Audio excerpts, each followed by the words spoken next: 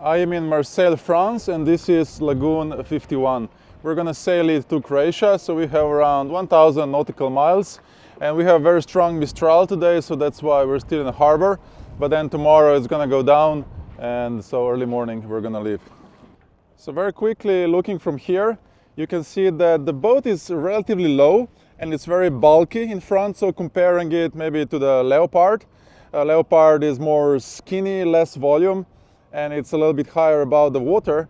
You see these bows, they're very high and thin, like some Catamaran, just bulky forward. So it just seems like it's gonna cut through the waves really well. And then you see the clearance from the water to the bridge. It just seems like it's much higher than on the similar boats, which means that upwind, with the engine fighting against the waves, should be way better. But then here you get more volume, so it's all, like whatever you prefer. We have also the Pinon, so we have a code 0, and also the Parasailer. But Parasailer is not rigged yet because you need to put some pulleys here on the front of each hull. But the code 0 we can use. So there was a Lagoon 50, and now this is the Lagoon 51. And they have changed quite a lot. Like the general look looks very similar, but you can notice that the mast is now moved forward. See, before the mast was almost at the helm station, but now the mast is moved forward, and you can see a very long boom. So this is all, I think it's a good improvement, I like it. And then you can see the Genoa, there's no more self-tacking, which I don't like. And it's just a traditional lines for the Genoa, and I think this is gonna work really well.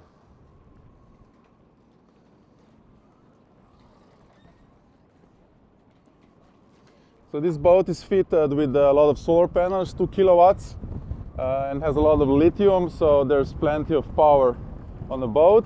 You can see outside how strong the Mistral is. Actually outside there's 4.5 meter waves with a period of 8 seconds.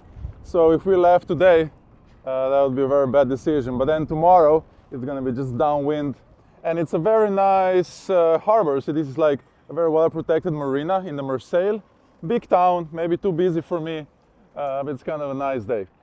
So very quickly you can see that if you compare to the 50, this back is kind of extended and low, and I kind of like it. We'll see how it works, but it's a very nice platform to swim from, and I think it looks pretty good.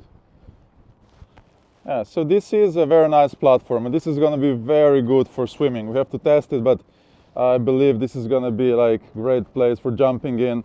See, all of the catamarans mostly have a very small area here, and I think this is really thumbs up. It just feels great to be here and to swim.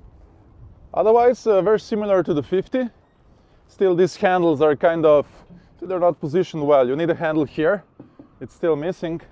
But otherwise, you see the boat, easy to walk around. Not much to compare. This area is just like the Lagoon 50. See, it's nice, it works. And then we can see here the mast is moved all the way forward, which is just great for sailing. And no self-tacking, so we have these classic traditional rails, which I like a lot. And then you can see a super long boom. It's a really, really long boom. And then the mast is shorter than on the Lagoon 50. And because the mast is shorter, the center of effort is going to be lower, which means that that's good. That's basically good because the sail is already high because of this Flybridge. So we'll see how it sails, but I think I'm gonna like this. I also like how they put these ropes in between here, and now you have these two cushions. I think this is kind of a cool solution. Oh, it's so windy. I'm not sure if you can see on the camera, but this is so windy here. So here in front, this is the storage area. On the other side, there's another one, but it's a cabin. So this is just the storage area. And there's a lot of space. So you can put loads of stuff in here. And here we have this crew cabin, which is just like on the Lagoon 50. So you can see there's the cushion has to be put here. But anyway, it's kind of narrow, but it's okay. It's like for the crew or for the kids. Now there's more storage underneath here. So the windlass is here. So the good thing is, once you open this, you can actually access the chain, because the chain always piles and you have to hit it with a stick so it doesn't crash into the winch. And now with this opening, it's so easy to access it. And also you can just leave it open so you get more ventilation to dry out the chain a little bit. Now there's a lot of storage underneath here, so you can fit the generator and everything. It's just usually kind of annoying to open because these guys, they have to go like this. I'm not gonna bother with this. I just hate opening. It's a really bad solution. You have to flip it here. It's the same like Lagoon 50. You just don't want to open these guys. But there's a lot of volume inside. Put generator. Also, you can put a Watermaker. So now coming here to this side, see, it's all just the same. I just like this area in the back. I think this is going to be so much fun for swimming and jumping in. Oh, and these are the extras. So you have a kind of barbecue storage. So now this is just a storage. It's actually a box. It's okay, you can put some fins, some fishing gear here. And then we have two engines. These are Yanmar's 8 horsepower. And we have folding propellers. So it's a nice engine room. Actually the 46 just seems like it's easier to get in and out, but you can work on this engine. See, there's enough space. It's a nice engine. I like Yanmar. So the engine room is it's nice. Easy to access the engine. So now going up to the Flybridge. But let's go out first. Yeah, I'm gonna like this area. So this is great. This is for the people who wanna be on the sun. And that's for me, you know, nicely in the shade with a breeze. So the one thing see I'm missing is how do you get there? You see, because now there's nowhere to step, so I can step here. That's kind of dangerous. There is nowhere to grab. And you put one leg here. You see, this is not good on the big seas. Need some handles here. Loads of solar panels. I like solar panels. And then the roof. So these lines are added. So when you climb up, something to hold for. Now the funny thing is, when you have these screens on, you cannot really step. How do you go on the... It's kind of funny design, huh? How do you get to the roof if... But, you know, we'll figure out something. And you can see the length of the boom. This is a very long boom. Probably double the length as the 50. And then it's upset, shorter mast. The same sail area. So going to the other side, the same problem. You see, if you have this open, you can just go under. But when this is closed, like nothing to grab for, a little bit athletic. I mean, it's doable, but you know, have to jump a little bit. So let's go inside of this wind. Put the hat off. So I like this area. So the first thing you can see is that, you see, I just love the Lagoon has really nice fly bridges. And you can notice that like Lagoon 46 or the 50, they just have the flat area. But now this is kind of a sitting area. And I just like it. It's big, it's comfortable, it's a little bit annoying. But I can see how people are gonna be sitting here, enjoying the breeze, in a shade. And you can fit quite a lot of people. And also, if you just wanna have a nap, see it's long enough. Oh, this is comfortable. Oh yeah, I like this already. And then you can just have a normal sitting position, because on the 50, it's all flat, so you're like, you know, it's not that comfortable. Table, and you can fit quite a lot of people. And look at this, you can just quickly transform this, and you can have 1, 2, 3, 4, 5. You can fit like squeeze 6, 7 people here. Everybody have a lunch. And why is this good? Because you have a breeze. You know, in summer it's hot, and this roof it's thick, so the sun doesn't radiate through like if you just have a canopy or you know something thin. And then you have a breeze, because if you're downstairs, you don't get the breeze. And then you open everything, and I think I'm gonna love this Flybridge even more than the, you know, like a 46, which is just flat. This is really good. And then you see, just clip, and it's back. So sitting position, it's pretty good. I mean, this is kind of comfortable, but I'm not sure. It's probably just comfortable enough not to fall asleep during the long deliveries. Maybe it could be higher. I don't know, it's not bad, but yeah, we'll see. So you can see that the helm is centered. So on the Lagoon 50, the mast was all the way here, and you wouldn't see anything because it was just in the way. It was just like here. Now it's further down, so it's much better. But like the Lagoon 46 would have it a little bit off the center, or just like Lagoon 450. So you would be sitting here, see, a little bit here, and now I have a much better visibility. And again, I would prefer, this to be a little bit off the center, but it's not bad. See, it's not bad. I like there's a lot of storage for the ropes. So that's what I'm missing on the 46. And there's two more, plenty of winches. And the good thing is, you see, as I'm sitting here, you can actually fit, 3 people, and then more people behind. So basically, everybody on the boat can be now up here enjoying, because this is the best area. I like lagoons because of this flybridge. I think the flybridge it's so nice to be here. It's like, I just love these flybridges. Now this lifting, the owner says this is working really well. He has no trouble. I'm not the biggest fan, but what I like is, once you put the dinghy in the water, you can just open these guys, see, more open, lower everything, and you have a huge terrace. So now suddenly you have like a 9 meter times meter and a half long swimming platform. So you can fit a lot of people, they can eat sunshine. So this is going to be a lot of fun for swimming. I can see this area. This is really thumbs up. So going here to the cockpit.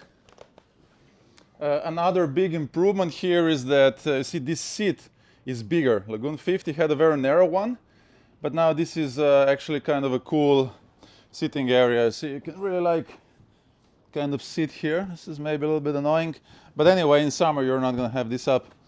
But this is great now because it just closes the whole boat and there's no spray, no wind. But this is kind of comfortable. Now this side, this would be the same as the 50. So this is just like, as usually I say, it could be a little bit longer, like the 450 had it longer, but then again, I guess it's a compromise.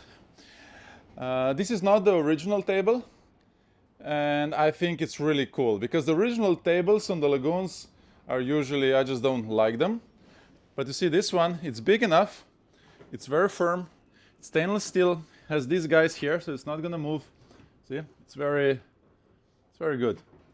And then, so you can just put it more here, you can put it there in the middle, you can remove it and you can have a big dance party. So overall, I would say this area, I think it's okay. It could be done better. I think it's improvement over the Lagoon 50. But then again, I would maybe like to have this a little bit bigger. But now the top on the flybridge is so good that I don't think anybody's going to be here anyway much. It's more like for eating and maybe hanging when there's a bad weather or very strong wind because you're protected.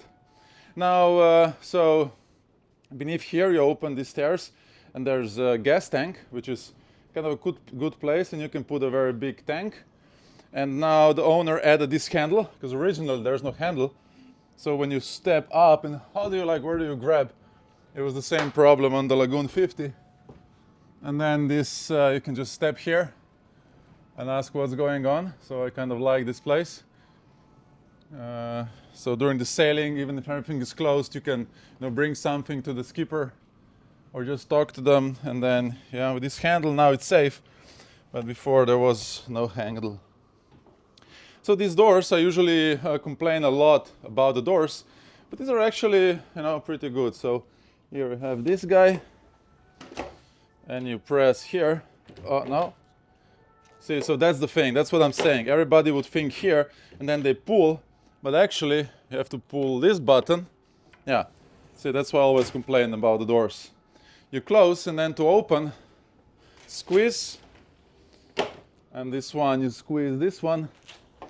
So it's pretty good, but why is not this button always for opening and closing? Because it just logically, you see, you think like what I'm doing wrong. And anyway, so it's not bad. It's much better than the Lagoon 46, and you have a nice opening. So now going inside, immediately you can see that there is no more annoying mast support, because now it's there in front. So you have way more area, and now we have a sitting area here. Before it used to be just, you know, like a place, you know, just a storage, and a little bit different in that corner, a little bit different table, and I think it's a big upgrade. I actually like a lot now this inner sitting area. Now there's another thing, are you gonna sit inside when there's a, you know, it's a summer boat? But anyway, maybe if you like air conditioning, and you can fit a lot of people here, and I like it a lot. Yesterday we were sitting here, and I like it a lot. I like it more than Lagoon 50. It just feels nice. This saloon here, it's very big, and it just, I like it. It just feels nice sitting here.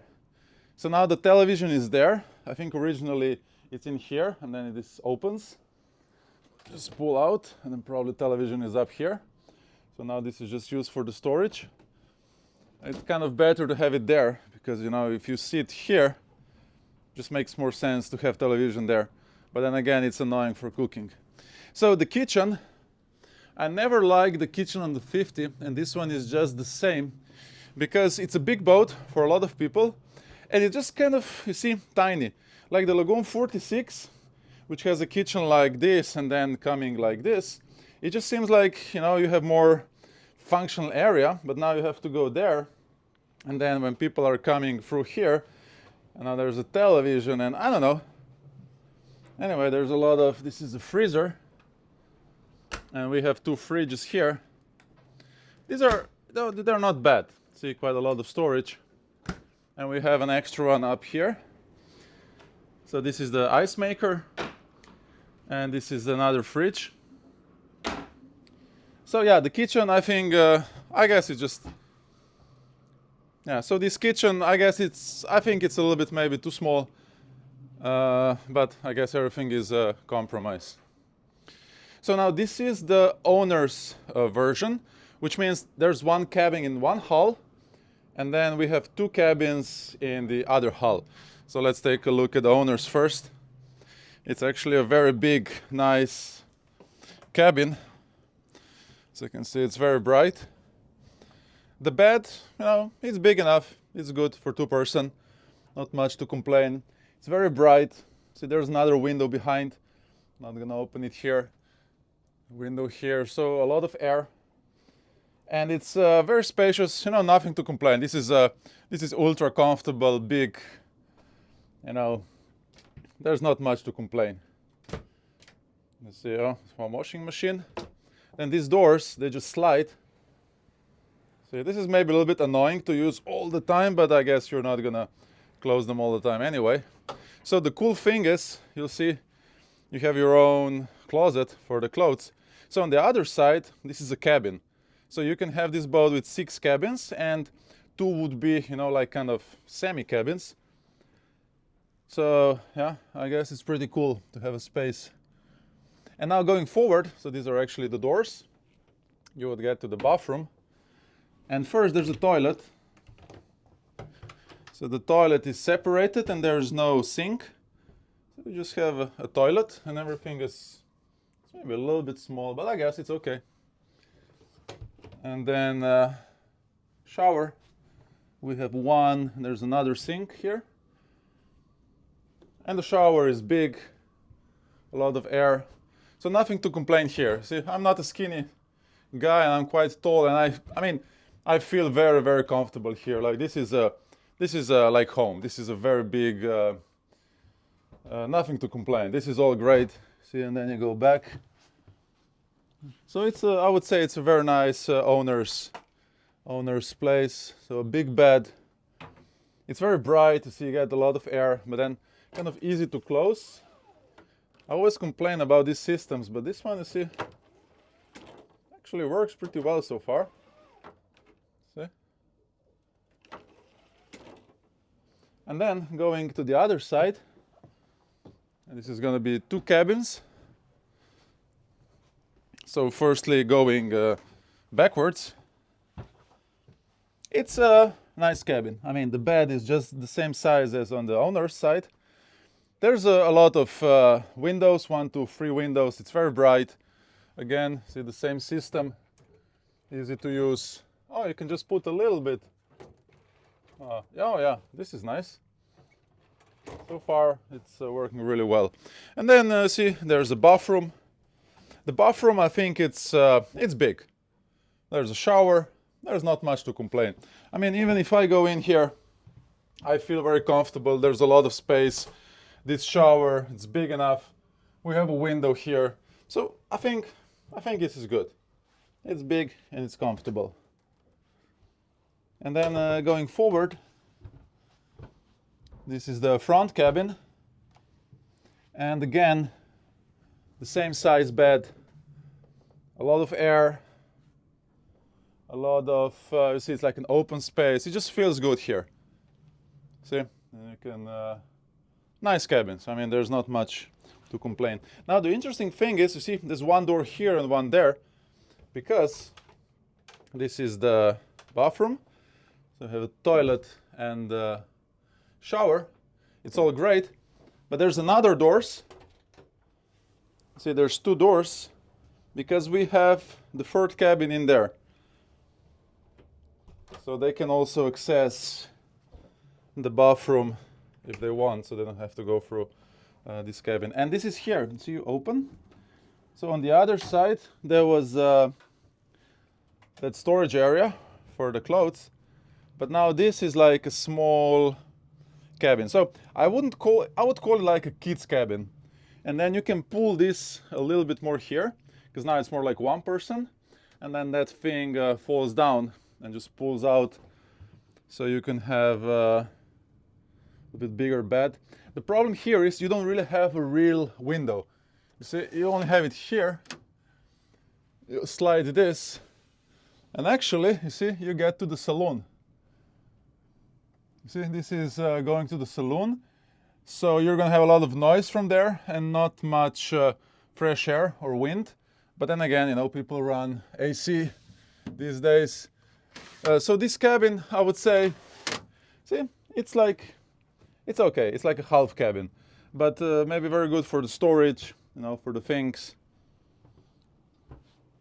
Coming back up, the saloon. So overall, you know, I would just say nice area.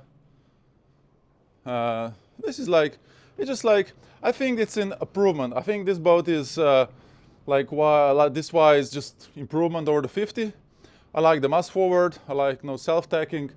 But the most what I'm interested is tomorrow to see how this boat sails comparing to the 50. So we are here now in this marina. This is us in Marseille. And then zooming out.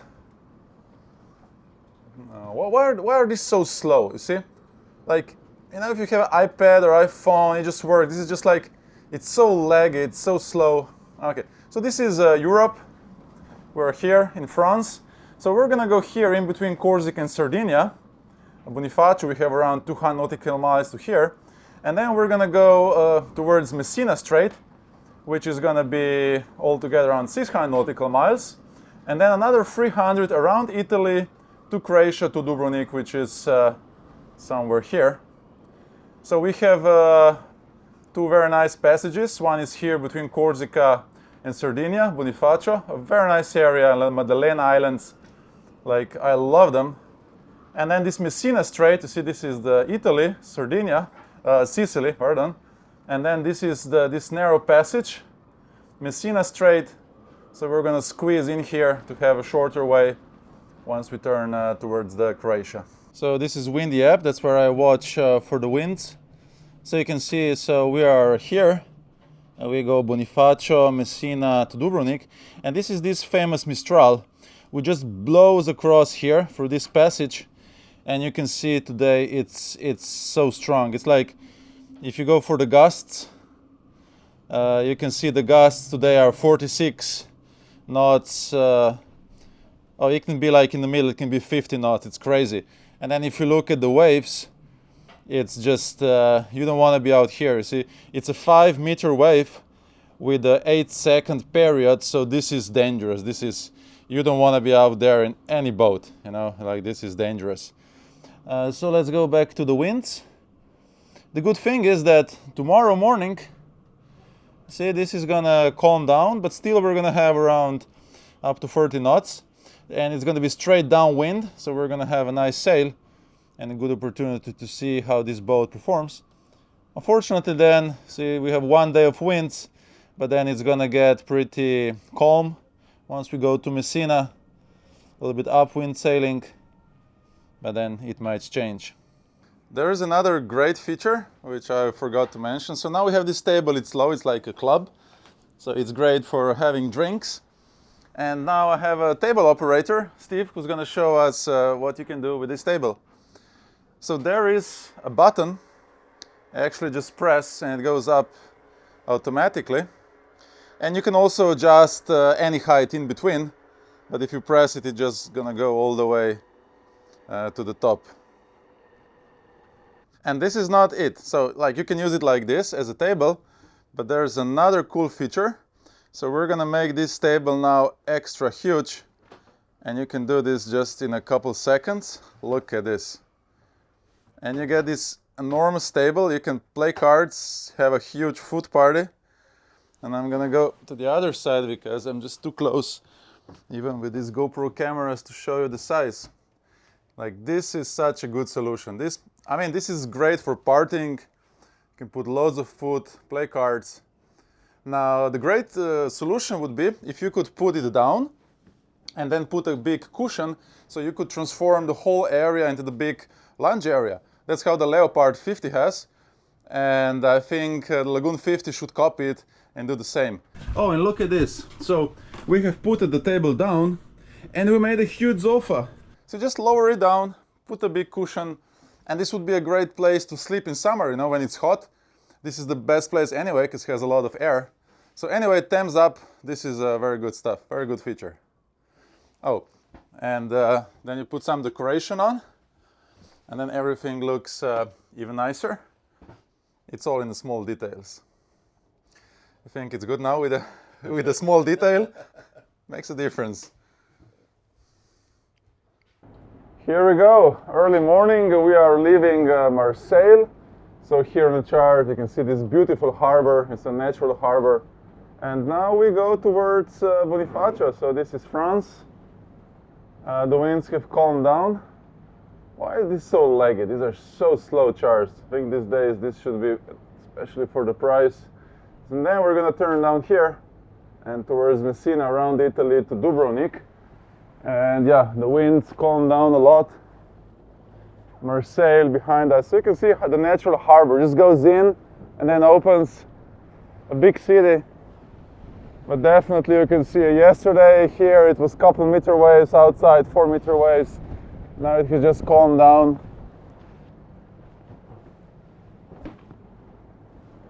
And I kind of like the boat so far. I wasn't the biggest fan of the 50, but now the 51, because the mast is forward, and I can sit here and I can actually see. Before I was just sitting here and watching the mast. And then these seats, they're comfortable. I love this Flybridge. Actually, I feel good on this boat. So I'm looking forward to this trip.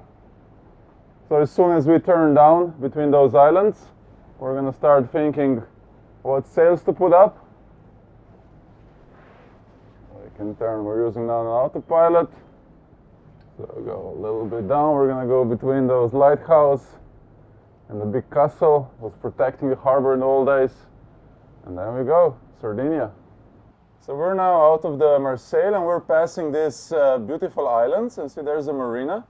And actually it's super nice. Look at this. It's a beautiful castle, a lot of history here. Tourist boats are bringing people here. It's nice. So we have Marseille behind there. And the coastline is actually, I think it's very nice here in summer. So there's a big marina behind. And then also on the other side, you can see there's a national park. It's not bad at all. I think in the summer it's nice to come here and swim, explore. So now the winds are slowly picking up, so we have 22 knots of true wind speed coming from like this, so it's going to be downwind. And we have turned one engine off. We have just a little bit of a Genoa because we're just not sure what's going to happen. Because we just might get 30-35 knots. So we're just playing it safe until we get away from the shore to see the real conditions. But so far, very good. So we have switched off the engines. We are doing, we have 20 knots of true wind speed, doing 6 knots over ground. And we have just a full Genoa, and I kind of like it, you know, no more self-tacking. It just kind of, so it has way better shape. We look like a sailboat now, because those self-tacking stuff. See, we're actually going downwind now, and we have a very solid shape. It would be impossible with the self-tacking. Getting close to that national park, cut corner. So the waves are slowly picking up as we're getting away from the shore. We still expect quite massive seas because the winds were very strong, but then after noon it's just gonna calm down.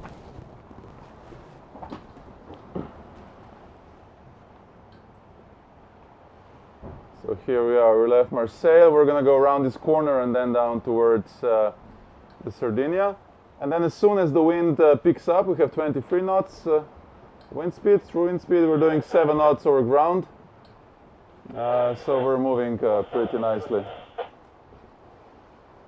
So we're gonna turn this corner now and then we go directly downwind toward Bonifacio Strait.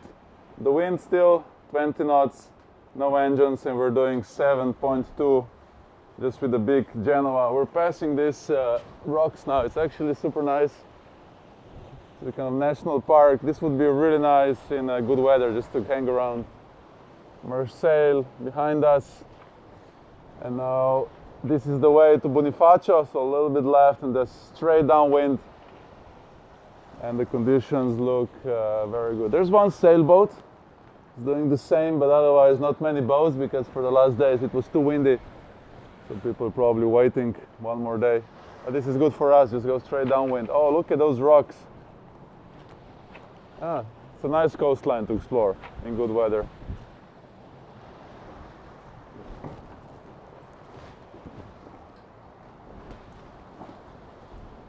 The wind picked up a little bit to 24, so we're doing 7.7 knots. We have the apparent wind angle of, let's say, 140. And the Genoa has a good shape. So finally we can sail these boats downwind. It's pretty decent. It could be more open, but anyway, it's pretty solid. And the boat feels, it's quite comfortable. It's a big, quite heavy boat, so even in these ways, we're rocking a little bit, having a good speed. So let's see what these scoops behind are doing. Do they get under the water?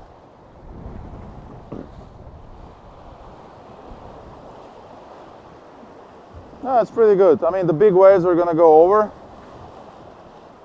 And this is good for cutting fish. When you catch a big fish, you can just clean the fish there and then everything is gonna get rinsed. So we have this rod, and as soon as it gets a little bit calmer away from the shore, we're gonna start fishing. So Golf de Lyon, windy, but it's nice. Oh, look at all those rocks. Unfortunately, it's up to the sun. That's a nice area to explore. Oh, we just picked up some speed, probably. So let's check the winds.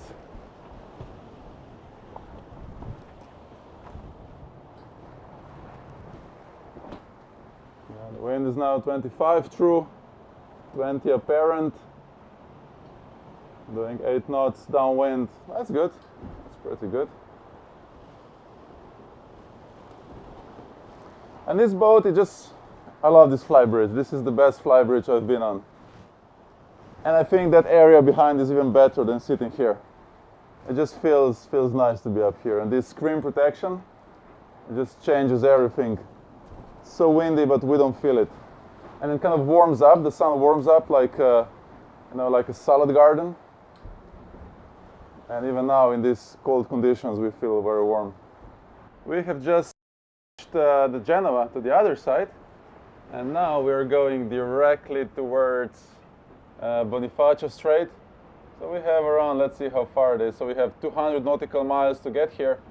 So we're going to be here tomorrow morning, and it's perfect because we're going to have daylight so we can see this beautiful area. So now the wind, true wind, 23 knots. We have a parent wind angle of 157, and we're doing around 6.5 knots up to 7 surfing. Oh, 7.4, 7.5. And it's a beautiful day. And I would take a day like this any day. There's a big ship just going downwind. And because, see, this is more like protected bay and the winds are just from one direction, we only have one waves. There's no crisscross waves. So they're just nicely pushing us, giving us speed. So nice to see these white caps. And the boat is going really smoothly downwind with the waves. These catamarans, they just, they love this. And this Genoa has a solid shape. And then once the winds go down, we can just put the code 0. What a beautiful day.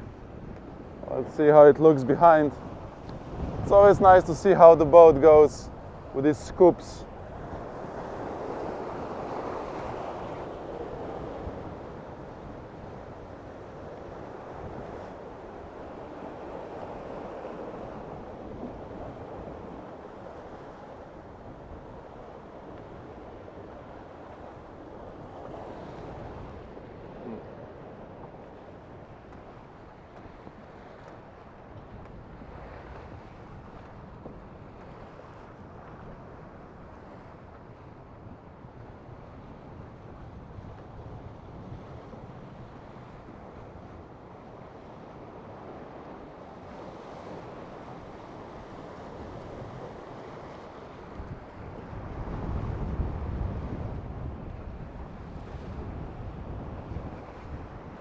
So these days with this AIS system we have, it's so easy to know are you going to hit a big ship or not.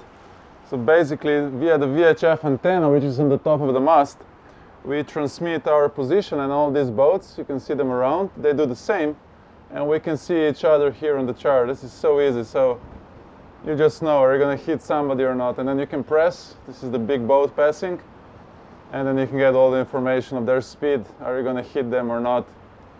So easy to sail these days. And then this blue line, this is a course over ground. So this is exactly where we're going, including the currents and everything. So all you have to do basically these days in navigation, if you want to get here, just put the blue line pointing here. So a little bit off now because the wind shifted.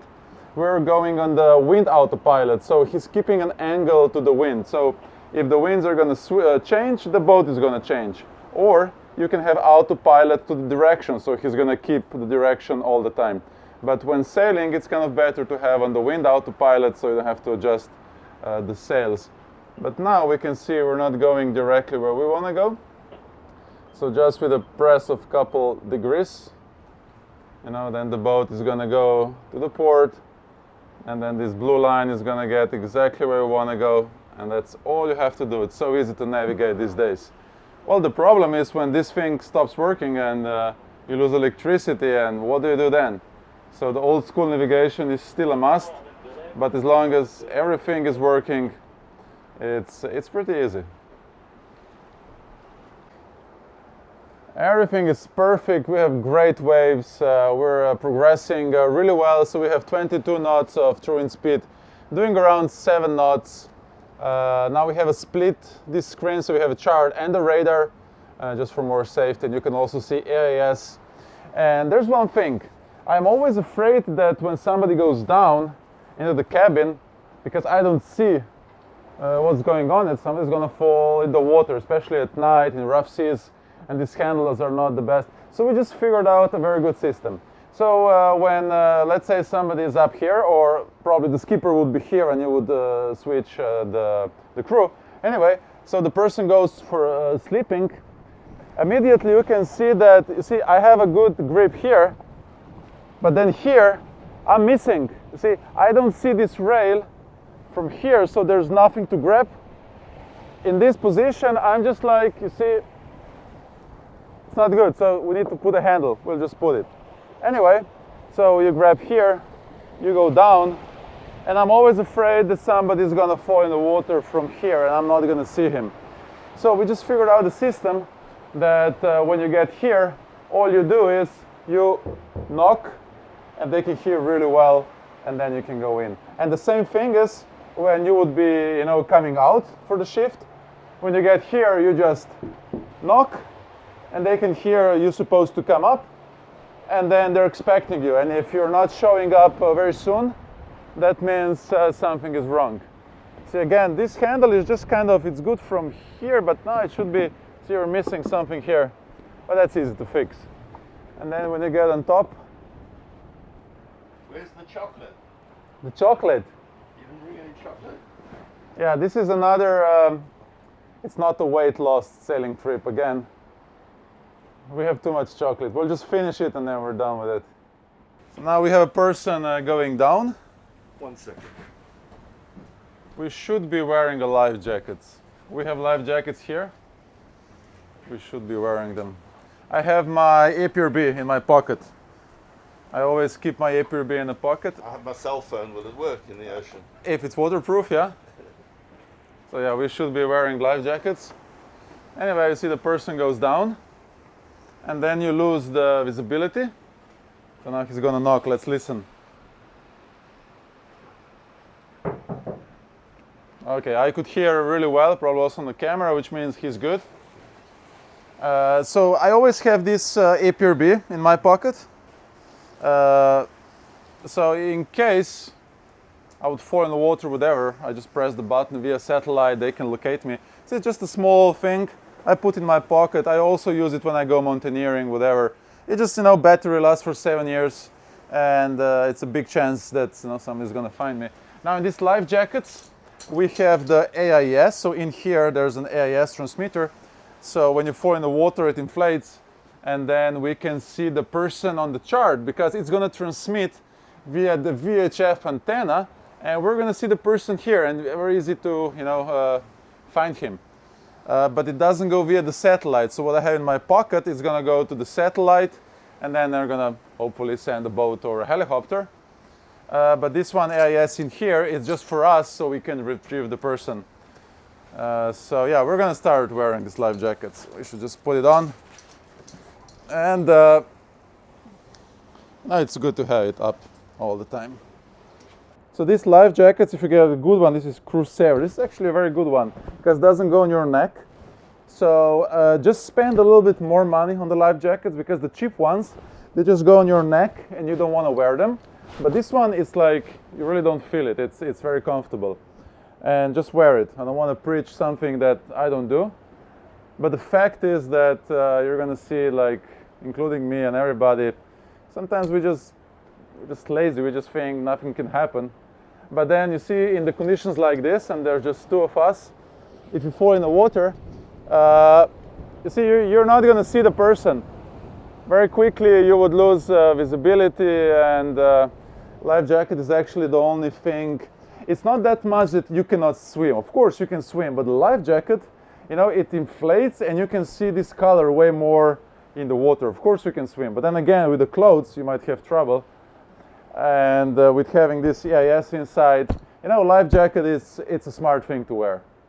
It does make a difference, so don't be lazy. No, just keep it up. We have such nice conditions. It's so calm up here. I just love this Flybridge. Folding propellers, there's no noise. This Genoa, see, we still have 20 knots of wind, 19. Doing like 6.5 to 7 knots. It's such a comfortable boat right now in these conditions. The waves, you see, you don't see on the camera. I mean, it's a very nice long waves. And the boat is riding really smoothly now. It's really a comfortable ride. But the winds, slowly they're going to shift. They're going to slow down, and then we're going to put code 0 up. It's so quiet up here. I can actually hear we have a Watermaker running. But otherwise, there's like no noise. So now let's go downstairs and see how it sounds inside the hulls. it would be better to test the upwind, but let's just see, you know, if there's any squeaking. How's the furniture doing?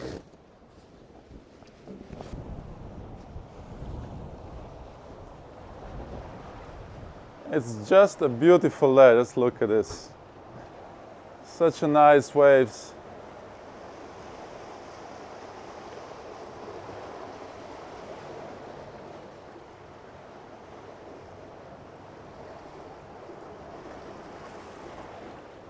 We have a Starlink, and this is genius. I mean, you need to get one of these. This is really good stuff. And this is the damn buoy. So you throw this in the water, it's going to inflate. So you can mark. If somebody falls in the water, the first thing is you drop this in, and then you're going to mark, you know, the position.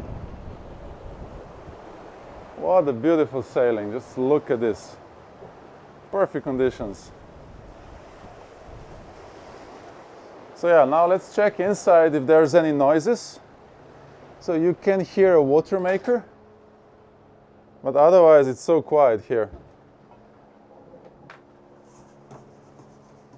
And so calm. Even so, these seas, they are not. This is not calm. This is like, yeah, we have some waves, and it's just quiet. So let's go down to see how it sounds down here. You can hear the Watermaker. So let's go to the bow. Oh, this is so silent. I'll just listen for a moment.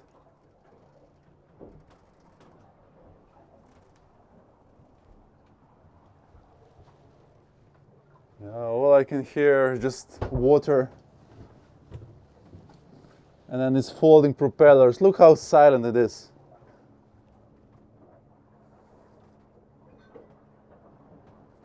You can only hear the water and the Watermaker, which is on the other side. So let's see how it sounds here.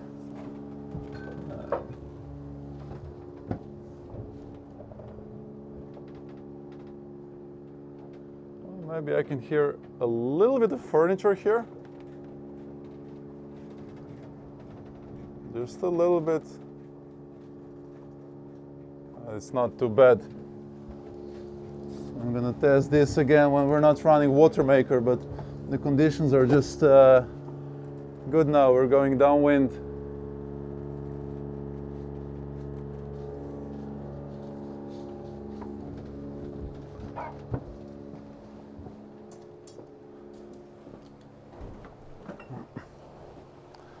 I'm always so lucky that I'm sailing with people who can cook, not like me.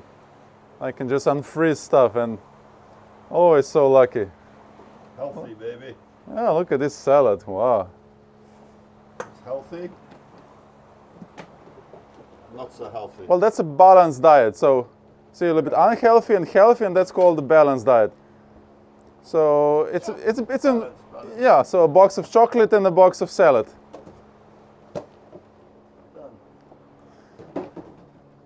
And just being in here right now, I love this saloon. You know, the Lagoon 50, the old model, had this mast support here, just ruined everything. But right now it really feels, it's such a nice living area in here. So I could just see like you're crossing an ocean or living on board or whatever. It's just like a great apartment. It's really nice, feels really good. It's a pleasant boat. We have just switched the sail back because the wind started shifting. Right. So we're now again on a good course. Okay. The wind dropped a little bit. And we have this beautiful salad. So it's lunchtime. And yeah, thank you for this. Bon appetit. And I know there's some ice cream, Mars ice cream somewhere. Everyone's going to want to come on the boat.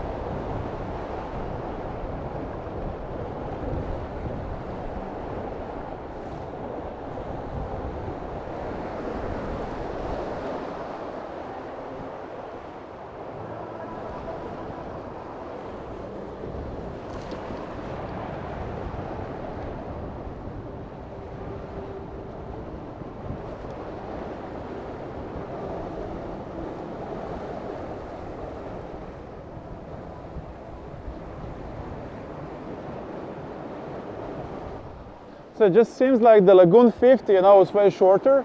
So that's why this is Lagoon 51. So there's one more feet of these sugar scoops.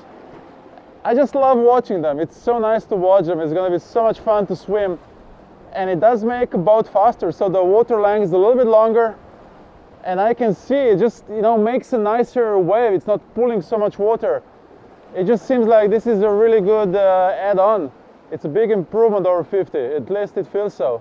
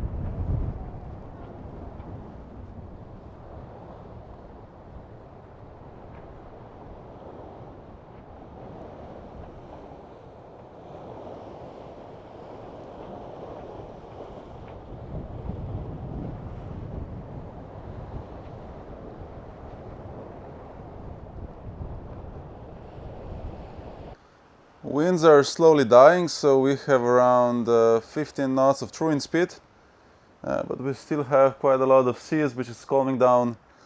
So at one point we'll just have to start engines and motor during the night to Bonifacio. And this is the best Flybridge I have ever sailed. This is just the best area that of any boats I have sailed I've been. It's just great. I can do the watch from here, and I can still see, you know, everything on the screens. It's like I have full control over the screens, although I'm on the other side. And this is super comfortable. It's you're sheltered, you're under the roof. This is the best, just the best Flybridge, the best position. I just love this. This is so good. And then in summer you remove this, and you have a shade, you have a breeze. I just love being up here, and it's so quiet and it's comfortable, and you have a full control over the boat. You can see 360, you can see everything. I can still see the sails really well. Thumbs up, this is so good. So we are halfway to Bonifacio. We have done around 100 nautical miles. So we're in the middle here between Corsica and France. You can see there's a lot of traffic around us, but then again it just looks on the map. So these are the boats. This is the AIS, so we can see all these boats. And then here on the radar you can also see the AIS. So this would be like the range 4, 8, 12 miles. So inside 12 miles we have these 6 boats. But then I like to keep this one more, you know, zoomed in, because I don't really care about the boats which are 10 miles away. I care more about the boats which are inside, you know, 2 to 4 nautical miles. So now this is 2 miles and 4 miles, so I'll just keep it like this. The wind, so this is the true wind speed. We have 10 knots from the side, so we are motor sailing. We have a Genoa open and the engines running, just to have a good speed. And we have a full moon, so it's actually a very nice night. It's very bright. Even on the camera you can see how bright it is.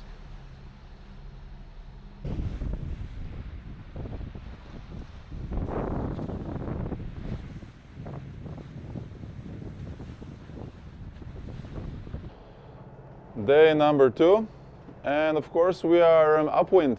But we can see Corsica down there, and this is one of the nicest islands just to sail by, because it's super high and you can see all the mountains. I'll show you later. So first on the map, we have around, so 25, around 40 miles to Bonifacio, and we're going to the marina. So this is the crossing we've done. This is around 200 nautical miles. So we'll be here afternoon in Corsica, Bonifacio, beautiful place. And then we're gonna keep going all the way around. So right now we have 10 knots of headwinds, doing around 6 knots speed over ground. And this wind is coming through Bonifacio. So this is the acceleration zone. So here it's gonna get worse and worse. So we're gonna go very close to shore, because here in the center, you see here you get like a strong breeze accelerates. But then close to the shore it should be okay. So we have around 6 hours to get there. Let's see what's going on.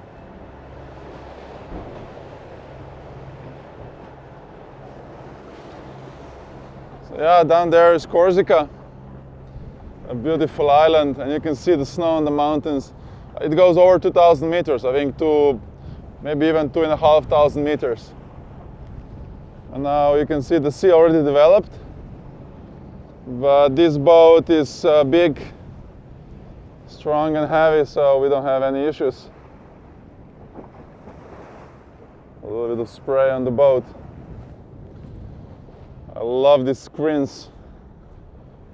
It just protects you. It was kind of cold during the night because of all the moisture. And then as soon as you get in here, oh, I love this. Okay, so again on the map, there's some boat following us. Sailing vessel at 7.6 knots, 5 miles away behind us. We have 2 Yanmars, 80 horsepower each, and Yanmar is the best. I love Yanmar, but I don't like this screen. Usually they come each with its own panel and like analog RPM, and that's really good. But now this I just don't like. Just seems like it can break, and I just don't like it. Anyway, so you can see RPM of port and starboard engine. Now the cool thing is that if you dig in, you can find the consumption, and this consumption should be combined. So we're burning right now altogether 8.5 liters per hour, which is not much. So we're on 2000 RPM, so you can see 2000, and burning 8.5 liters. Another cool thing is you can see the load of the engine. So here you can see the load, and we've been on 25% load each for all night. So just for the gigs, some numbers. We made it to Corsica. So we're now just 2 hours away from Bonifacio. So this is Corsica. I just love the landscape here. So we're gonna go here to Bonifacio. So this is on south of Corsica, and you can see Sardinia here and Magdalena Islands. This is like a paradise here. So now the wind is channelizing through here. So we already have 50 knots of true wind speed. It might pick up, but you don't really feel on this boat. And let's zoom out to show you where we are. So this is Bonifacio Strait, Corsica, Sardinia. And then we're gonna go on towards Messina, around Italy, to Dubrovnik. And the Corsica, I actually traveled Corsica, and it's a very nice island. You can see it has these special shaped rocks. There's another catamaran, a sailboat, and you can see the Sardinia down there. So this is the Bonifacio Strait. And you can see how nicely this boat goes, because the wind just picked up, there's not much waves. So we're just sliding upwind now in these 15 knots headwinds. It's very comfortable. So we're coming to Bonifacio, and this is fantastic. So this is how it looks on the chart. It's a very, very long bay, but look at this. This is one of the nicest coastlines around here. It's just beautiful. So this is going to be the entrance, a natural entrance through the cliffs. See the boat coming out. Oh, it's just gorgeous here. So we came from there, and then these cliffs and caves down there.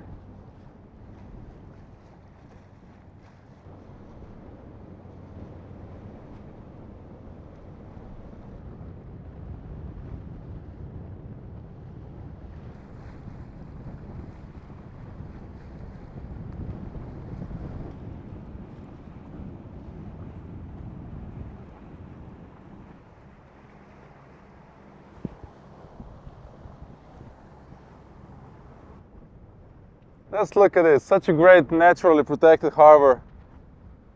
This is just amazing, it's beautiful.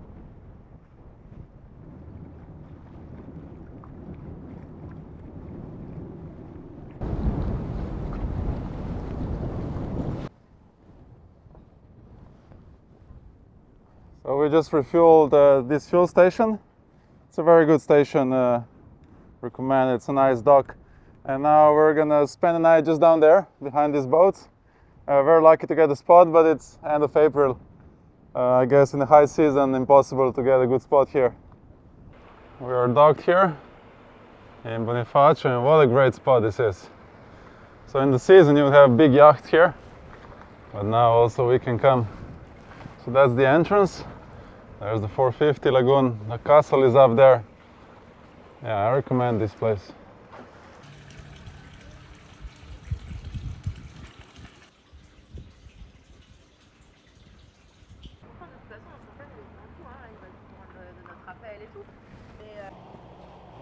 We are leaving Bonifacio. It's a great place to stop. Just look at this natural harbor. It's going to be calm for a couple hours, but then we should get a good upwind sailing, so looking forward to test this boat.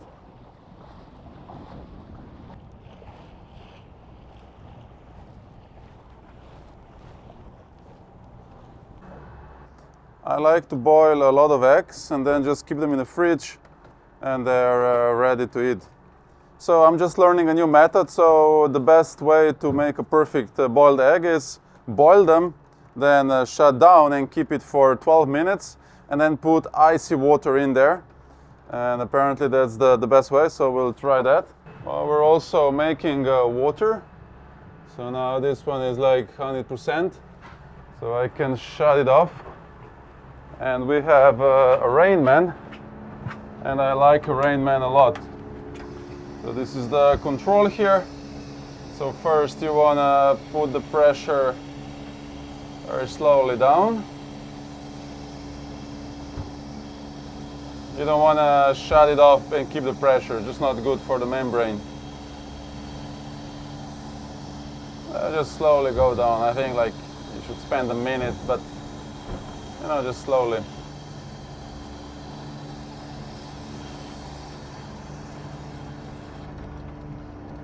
And then you switch this. This is going to tank and this is going out of the boat.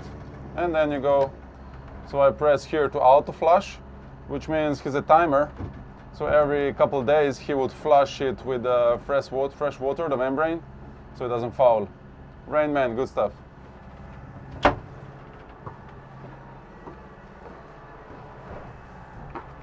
see what the eggs are doing.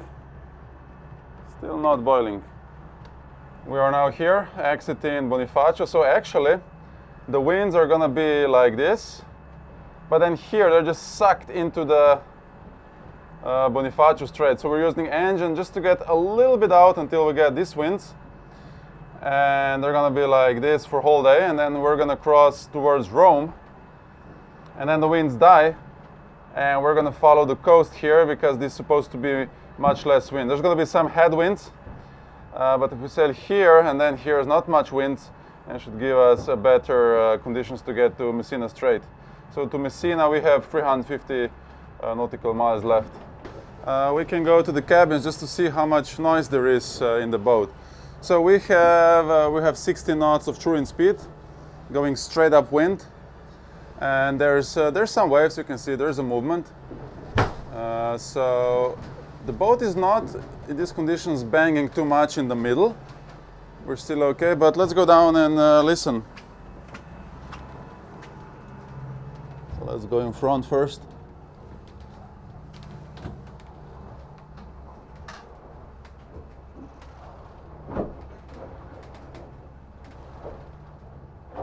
Yeah, seems pretty silent here. So we're gonna hear some engines here, but still, let's listen.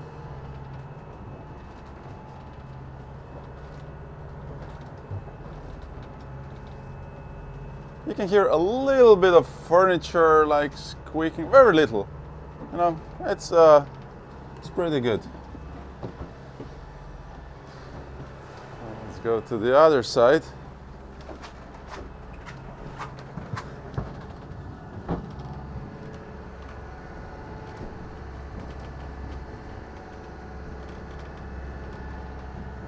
Yeah, you can hear a little bit that all this stuff is, moving a little bit. But it's not the annoying noise. You can hear it's still moving, but it's not, that squeaky noise. So let's see here.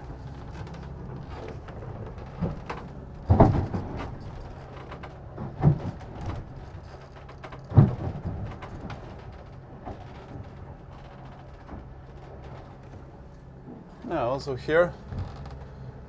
You can hear these guys a little bit. It's like it's not bad.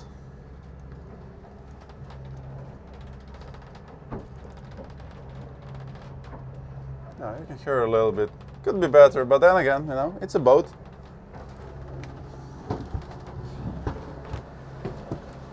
So all the catamarans, when I'm talking about the clearance above the water, that's where these waves crash in the middle. And they're built, to be crashed. But it's just very annoying. And actually this boat is like the lower, it's kind of low. It's not a very high boat. But again, in these conditions, we're not banging. And there are some waves. Maybe I can show from here how much waves there are. And camera always looks small. But it's choppy. And we're going straight upwind. So actually I'm kind of positively surprised that we're not banging more in between the hulls. We put cold water and then we add some ice just to stop the cooking process. And this should be the perfect eggs. And finally sailing. It's a little bit choppy, but we're not forcing too much upwind. So yeah, we have full sails. We have 20 knots of true wind speed. And we can go up to 26 apparent, so we have a little bit reserve before we have to reef. So now the angle is not that good. We're now going towards Rome, but I say all the roads lead to Rome. So if we go directly to Roma. We're supposed to go here, but the wind is going to be shifting. So eventually we're going to start going a little bit up here towards Napoli. Anyway, so 17, 18 knots of true wind speed, 24 apparent. And we have a wind vane, wind autopilot set on 40 degrees apparent wind angle. And we're doing speed over ground 7.3, 7.4. It's pretty good. It's a little bit choppy, but we're doing pretty good.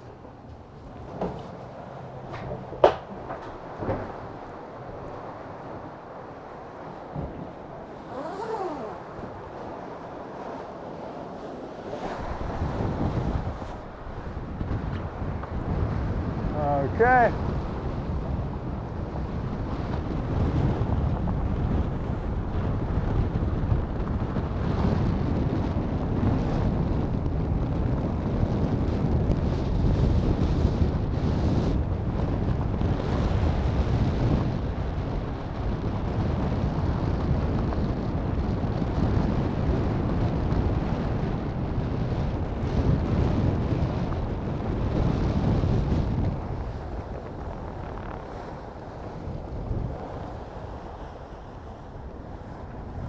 We have now opened this area, so it's very easy to get to the top, and the wind is from this side, so we're well sheltered, and we have closed all the back, so it's actually very comfortable. I mean, these screens this is really good.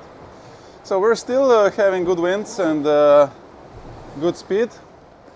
Just we're still going towards Rome, but I guess all the roads lead to Rome, although we were hoping to go a little bit higher, at least to Neapel. But it's still okay. We don't want to go with engine and go straight upwind. That wouldn't be fun. So we're not going to cook today because it's rough, just safer.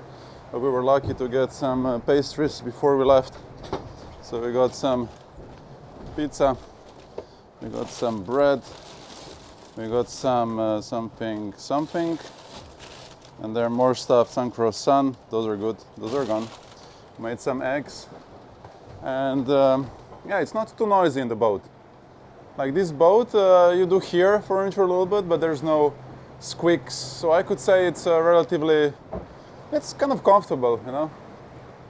It's relatively quiet. Not the quietest boat, but it's there's nothing annoying. It's a boat, you see. The boat still needs to have noises. So we're still under the full sail. And I like this rigging way better than the old Lagoon 50. It's way better. It feels much better. Yeah, so this is where we are. We're still here. And this is Rome. So basically the boat wants us to go directly to Rome. So we're supposed to go here. And we were hoping to get a little better angle, because the winds are going to be mostly here and we wanted to go close to shore.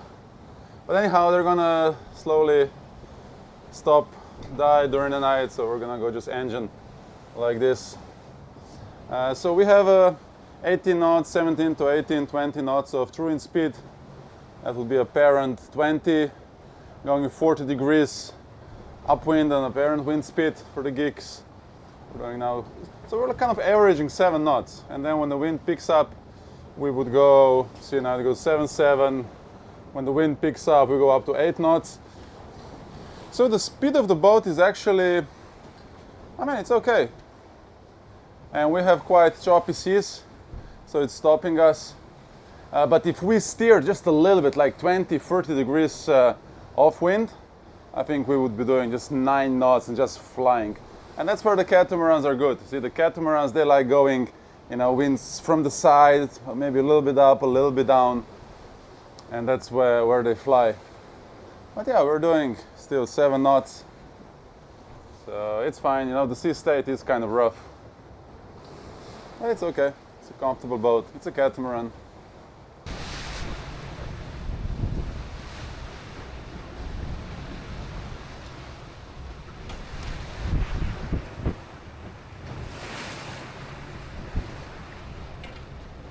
Dolphins. There's like 50 dolphins just came. Oh, they're in front of the boat. Beautiful. Oh, look at them. They're like everywhere. It is day 4, morning. And of course, headwinds again, so just motoring. But well, at least it's warm, it's sunny. And we can cook. And I have to show you this. It's induction panel. So we have a special thing. It's just right here. How do you open this? Oh, like click. So it was built exactly for this use. So induction panel and chili con carne. Can life be better? This boat also has a lot of gas, and I like it a lot. So just open. It's actually a very good place to have gas. Oh, these are just 3 small ones. But you can fit a very big one. You can fit like the biggest ever you can have, and it's gonna last for a whole season. But then if you have induction panel and you can just cook on it, you're gonna be very self-sufficient. If you're crossing an ocean, you know, just use induction panel. When there's a good weather, you're not gonna burn any gas. It's genius. Here we are, day 4, very close to Rome. So we started from Marseille, sailed half the way, then engine to Bonifacio, and then we sailed across here. And now just using an engine, we have around 225 nautical miles to Messina. So there's going to be some headwinds, but luckily here it's going to be less and less waves. At least that's what the weather forecast says. So we're going to go like this, follow the Italy, and then to Messina Strait.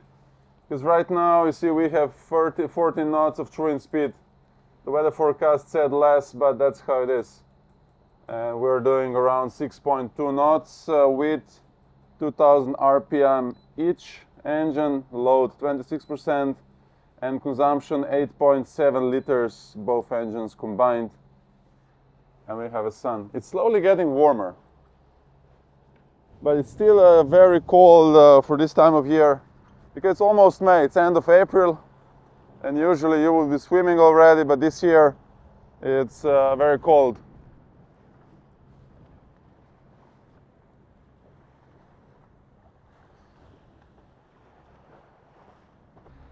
Here is the weather forecast. So we are around here somewhere under the Rome.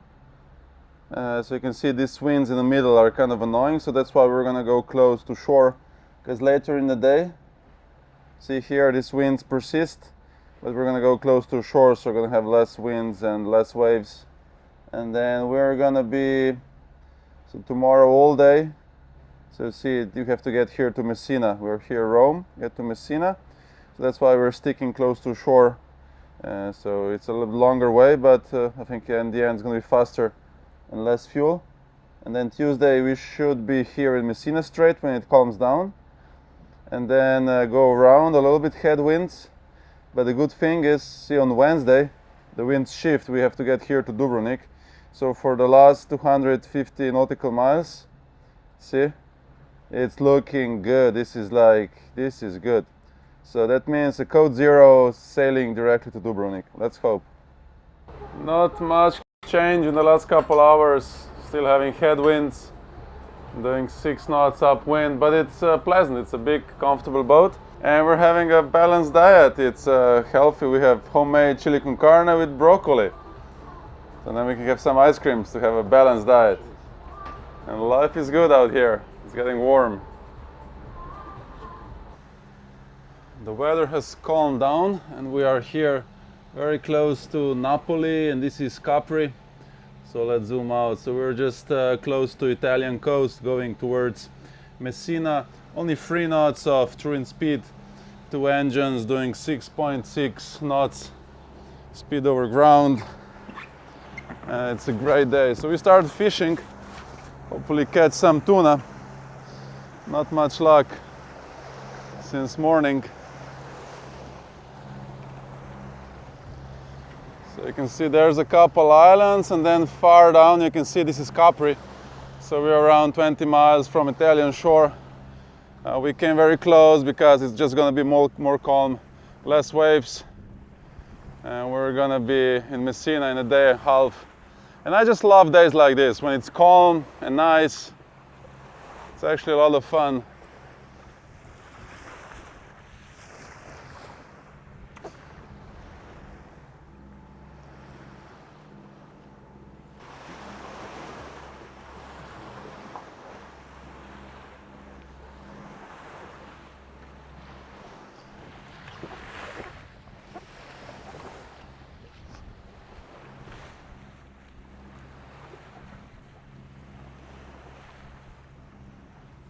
Day number 6, and not much has changed. We're still following the coast of Italy.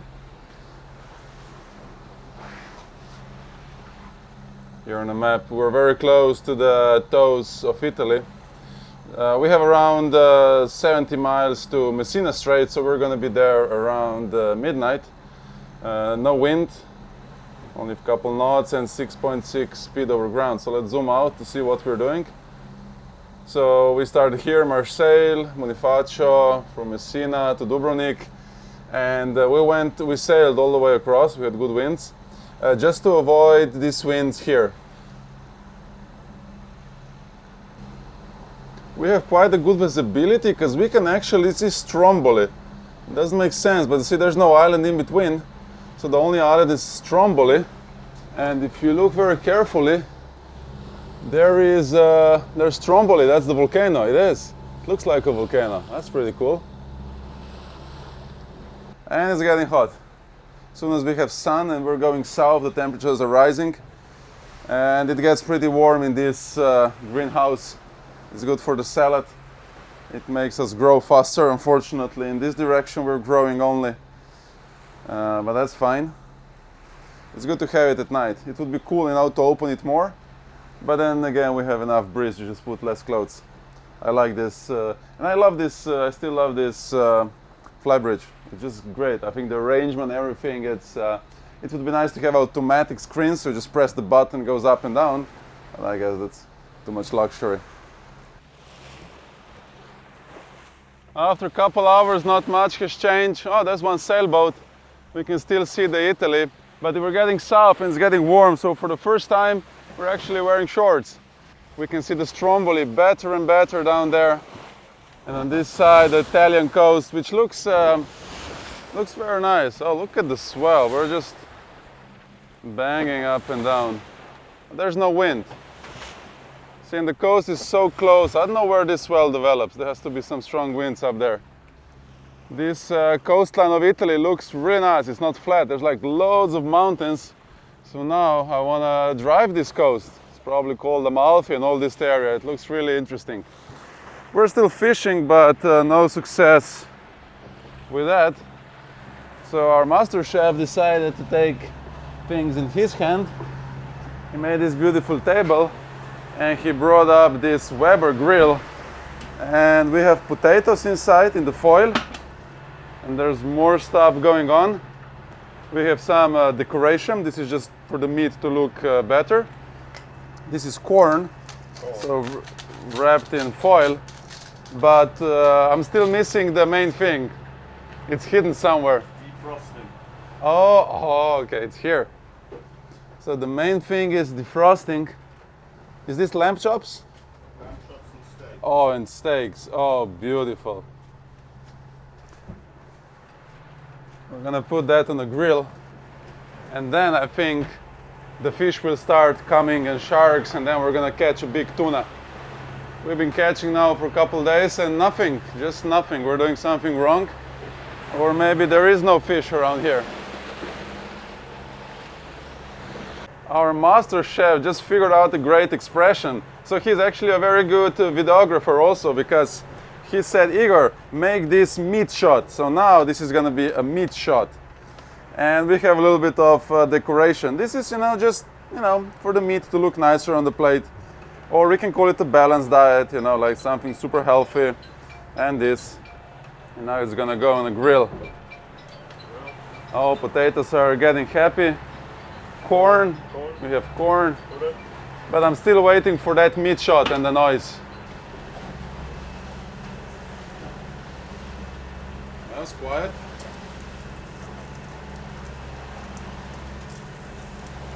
Oh, I like these lamb chops. I wish GoPros, these cameras could film the smell, and then you could just smell this at home. Oh, yeah.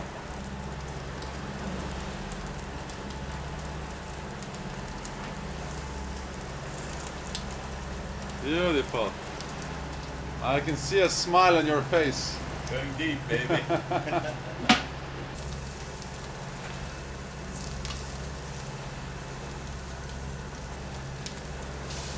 Okay, now that's what I was waiting for.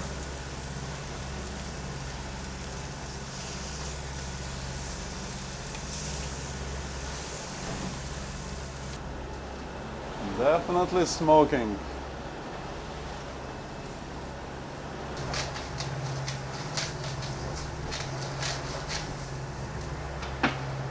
So I'm learning more about grilling, and now you have to have X, you see? You have X, so you have to go like this and like this, and if there's no X, that's the way to do it. Small tricks of the big masters. That's another trick. Oh, wow. And some butter. This is just right.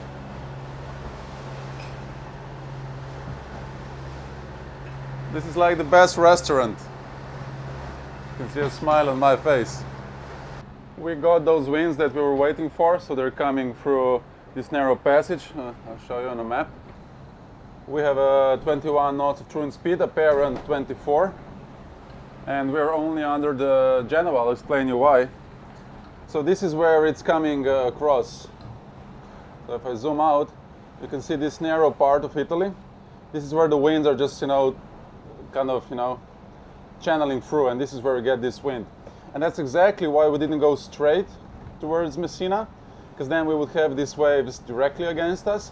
But we went closer to the shore, and now we're going across, and we can actually have motor sailing at a very good speed of 7 to 8 knots. So our tactics works really well, because you don't want to go now straight up these winds, you see? These waves are, I'm not sure you see on the camera, but this would be a struggle, So that's why we went closer to Italy, that now we can cross these winds going to Messina. So we're having only a Genoa, and the reason is because this is gonna last only for a couple hours, these winds, and it's very hard to open this bag. See, you would have to climb on the mast, open, and also go up on this roof, open the bag, and already standing here on this, see, it's kind of clumsy, and it's not easy to climb on this roof, especially with these screens, and it's not easy to get there. So that's why I'm gonna be a lazy sailor today. Just open the Genoa, keep the engines running, because it's only for a couple hours.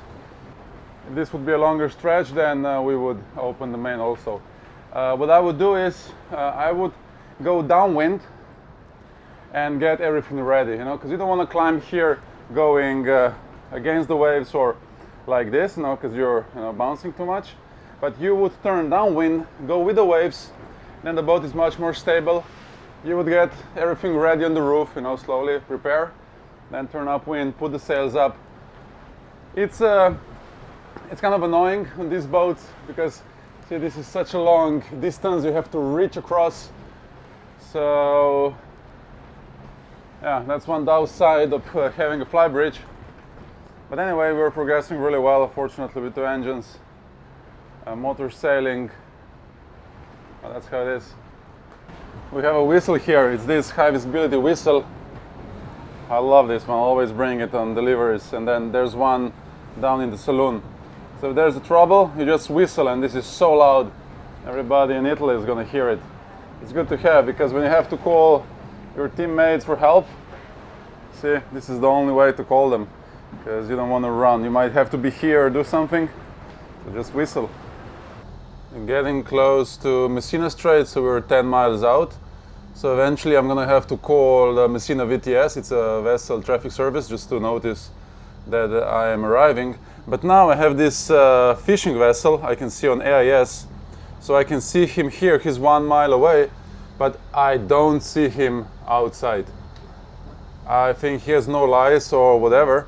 Also, I have him on a radar, and he just called me by name, by going deeper, the vessel, our vessel. So he has AIS and he sees me, but he has no light. So hard to see, or maybe he has and I don't see. Anyway, very good to have this system here. It's very useful, because otherwise you just might not see.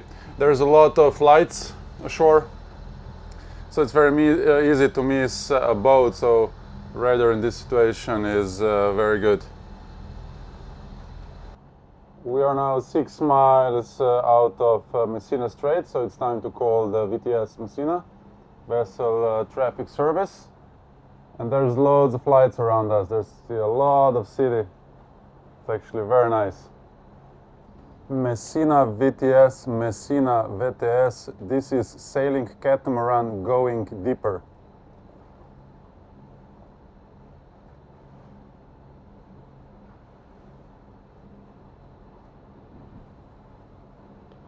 Going deeper, Messina VTS, your length overall?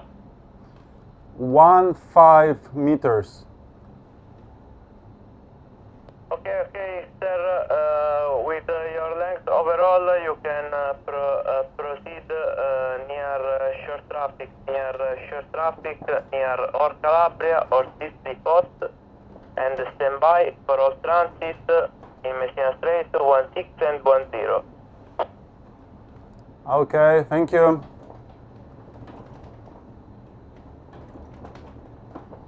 It's sometimes hard to understand what they want to say over these radios, but I've been here 10 times already.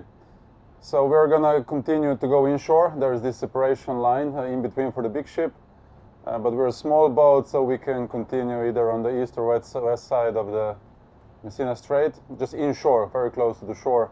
There's this belt where small vessels can freely sail.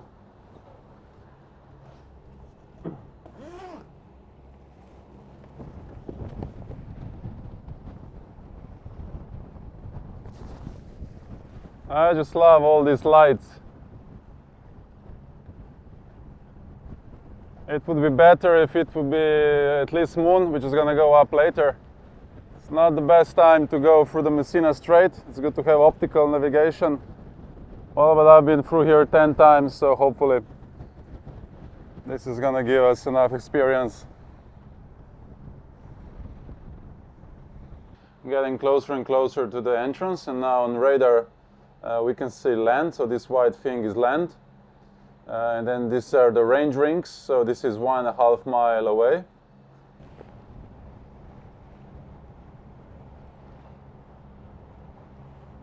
We have to go all the way to those lights and then follow the shore, because it's a very narrow strait and the big boats are in between. It's so nice with all these lights. And there's a lot of like whirlpools and currents, so the boat just goes left and right, and a lot of local winds coming from every hill. But it's so nice here because you can smell land, you can smell the Mediterranean vegetation. Always nice to go through these straits. The same as Gibraltar, but maybe this one is even better. And it's nice if you go at night, during the day, whenever you go, it's nice. Just beautiful here. A lot of wind. We have 25 knots of true wind speed, 30 apparent, and it's all coming here through this channel. Actually, it's coming across this hill in front of us, so it's just a local wind. So we have 30 knots of apparent wind speed. So our speed just dropped to 4.8.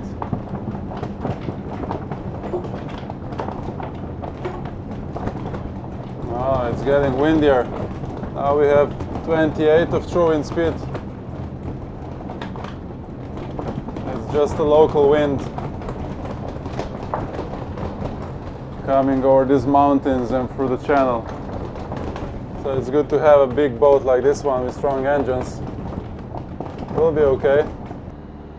Lucky with the current, we have speed of ground 8.6, which means we have a following current, and that's very good to have. Way better than having against.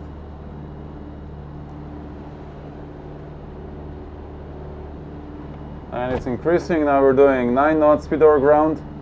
So as we're getting through this narrowest part, that's where the current is going to be the strongest. It's increasing, so we have 9.1 knot, 9.2. We are now getting through the narrowest part. This is the lighthouse, the red one on the left. And you can see there's loads of these ferries crossing to Sicily. So it's actually very busy. During the day you have loads of fishermen, and there's like tens and tens of these ferries which just go full speed across.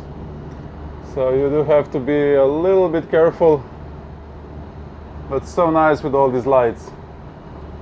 We are here at the toes of Italy. So during the night we passed Messina Strait, which was, it's very nice to cross.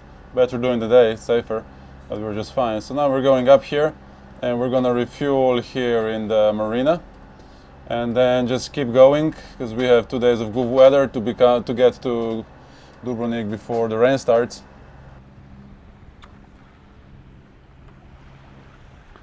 This is the calmest seas we've had since leaving France, and it's just beautiful. And I love this coast of Italy. It's just like, you know, it's hilly. It just makes you want to go there and explore. So one day, hopefully. So just down there, this is Roccella, Ionica. It's the marina. We're gonna stop to refuel and then just keep going.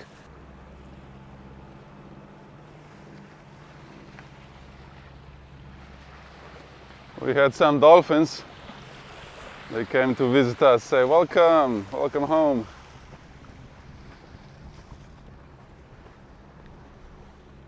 Yeah, I like this place.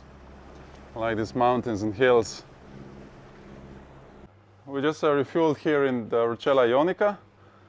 It's a good place. And I'm just watching now these sugar scoops. They're sticking out quite a lot. So if you want to exit, you know, bow out first, you have to be aware, because this is sticking out a lot now. So what we're gonna do, we're gonna go like this. You see, stern out and reverse out, just to make sure we don't crash this here. But otherwise, a very nice, peaceful place, good fuel station. It's quite a big marina. It's like in the middle of nowhere. So we have some fishing boats, Coast Guard, and then all the way down there, it's actually a very nice village, and they have a castle, so that would be a beautiful beach. In summer, this would be a very nice place to visit, and also a very good stop for like deliveries. So the marina is there. And across, these are the boats that bring immigrants, and they just leave the boats and then they put them here and then they stay here for a year until I don't know what they do with them. They were ruptured. What a shame. The whole South Italy have problem with this. They steal the boat from Greece, Turkey, and just abandon them. Anyway, that's a nice dock.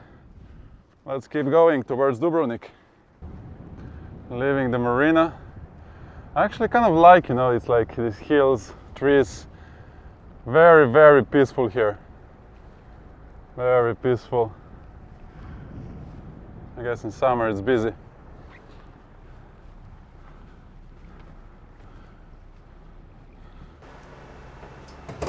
So we refueled the boat, now we're gonna refuel ourselves, and this is some specialty by our master chef.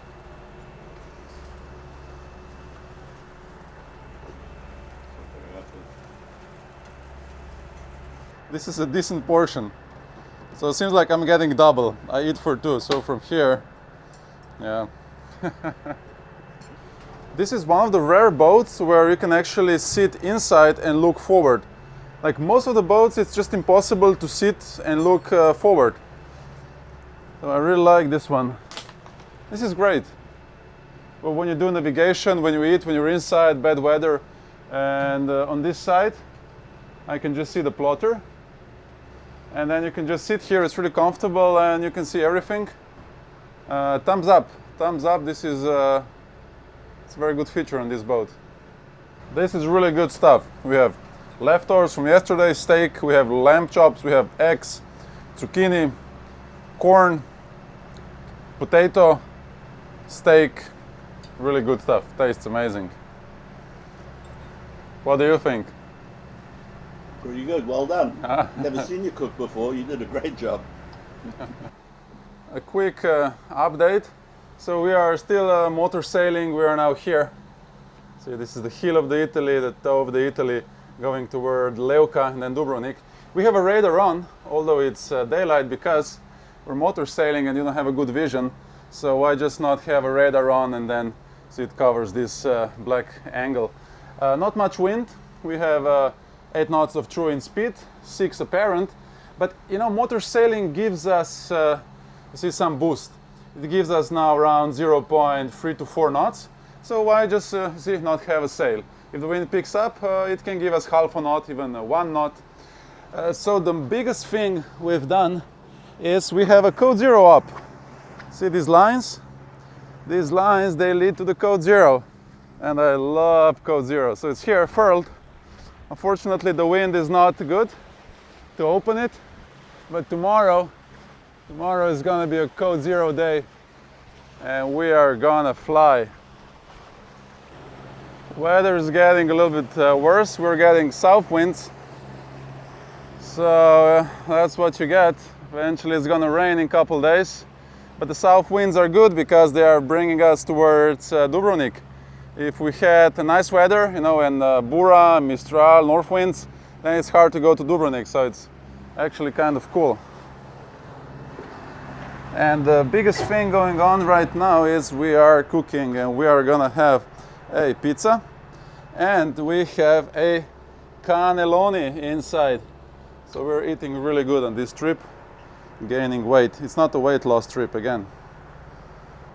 Bon appetit from South Italy. We have pizza, of course, pizza, we're in Italy. And we have cannelloni, of course, we're in Italy. Bon appetit.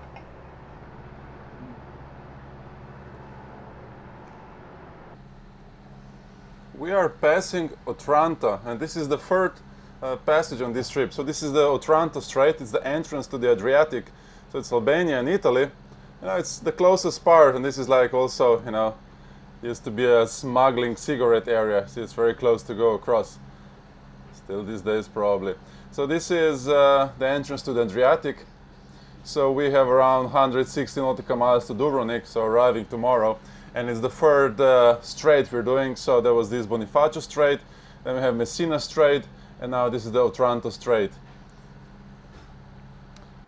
Goulash is getting there, and you can notice there is no engines.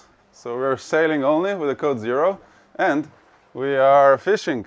So hopefully here in Otranto we're gonna get lucky and get some big tuna with mahi mahi. That would be a good day. And the most important thing, we're finally having a code 0 up, no engines, well, very slow speed, but we just decided we want to finally sail in silence, and we love it. The winds should pick up, and they always pick up here in Otranto Strait, because they should accelerate, and the weather forecast is 15, 20, up to 25 knots, but we're only getting 10 for now. What's going on? So we have 10 knots of true wind speed, 8 knots of apparent wind speed. The angle is pretty good. See, the angle is very good. And we're doing 3.9 knots speed over ground.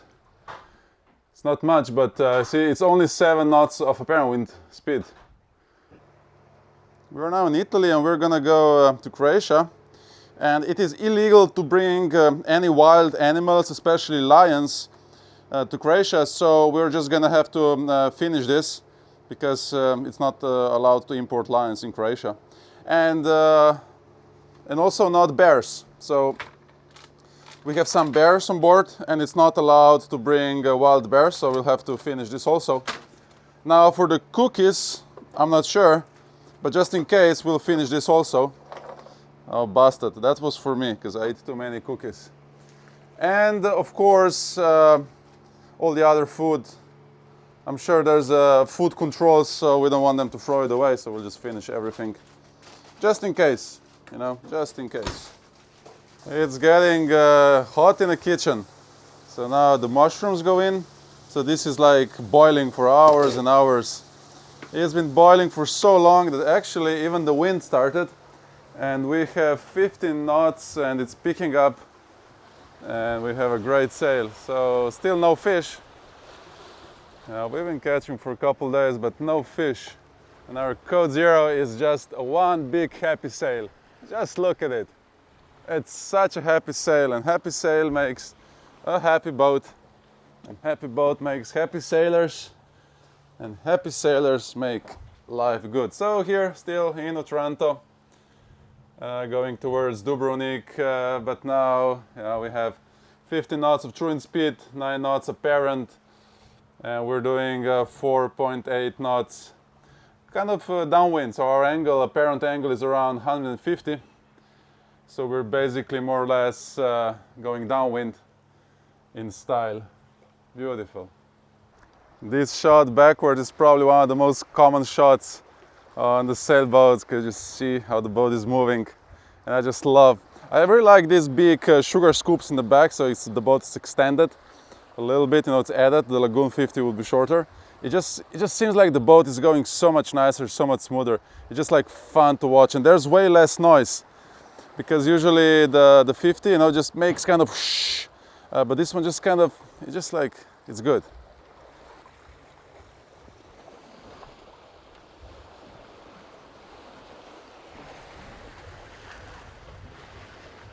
What a happy sail.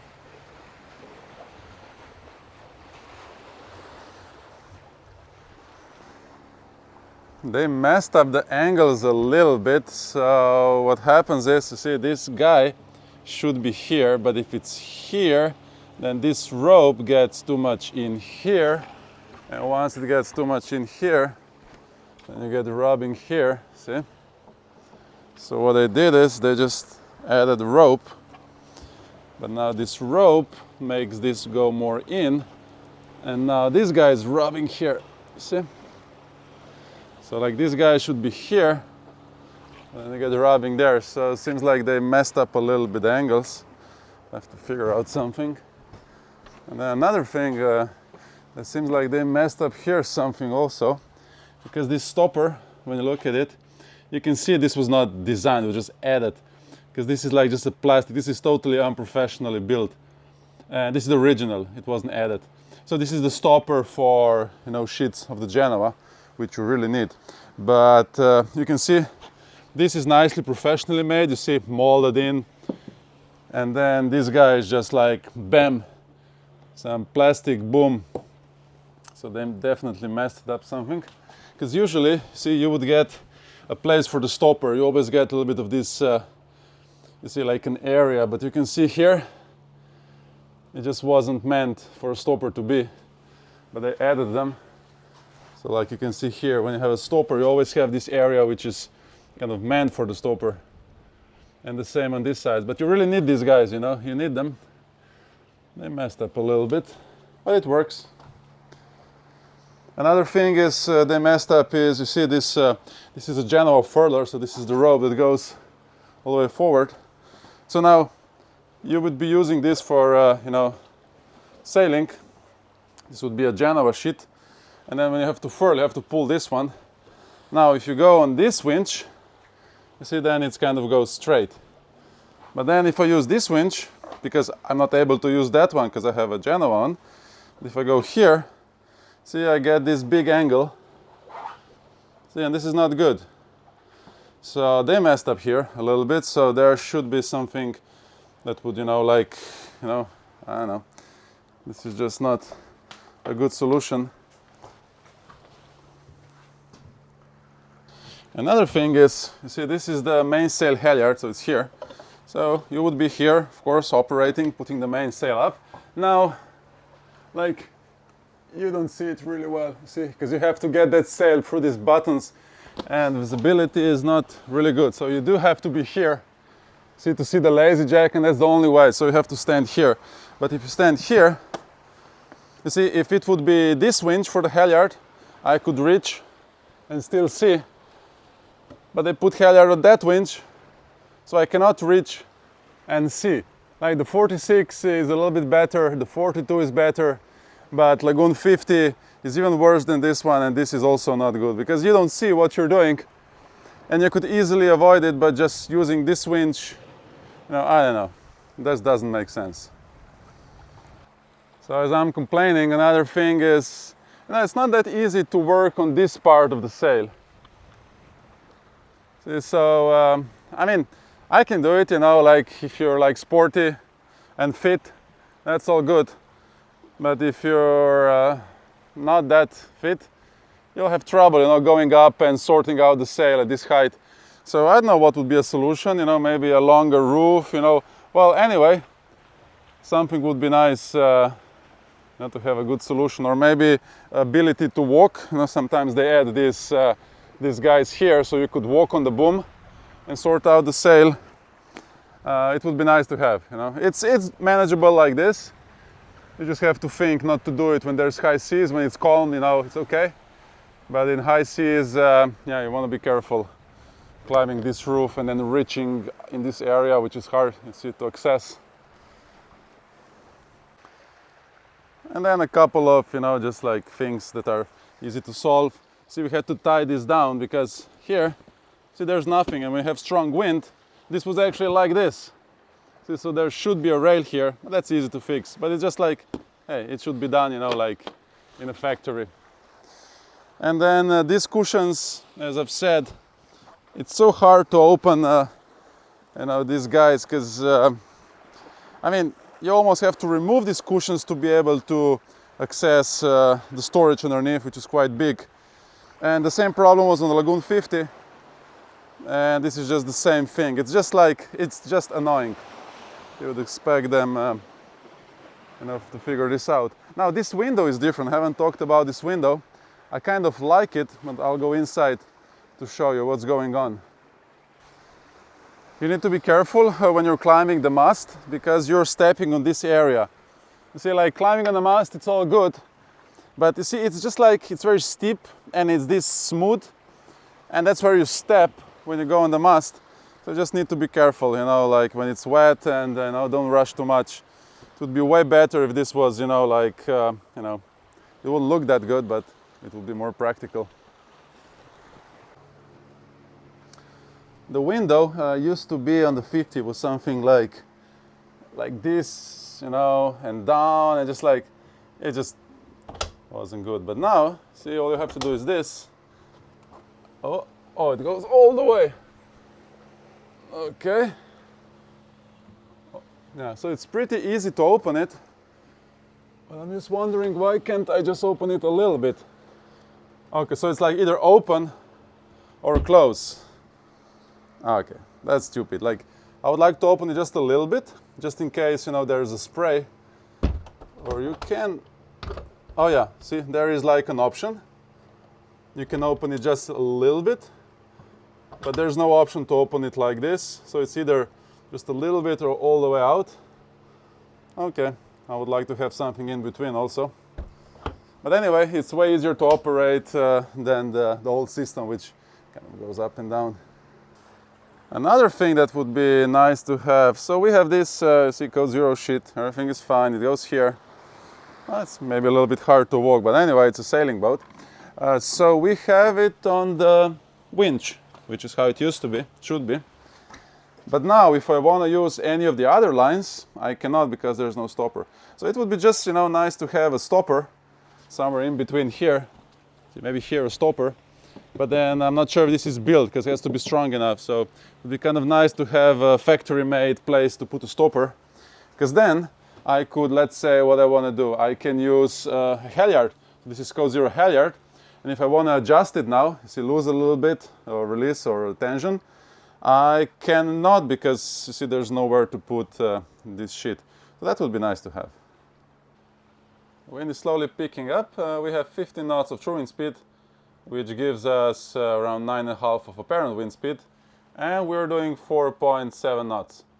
And as the wind is going to pick up to 20 knots, we should be doing like, I'm sure, at least 6 or more. And so looking forward.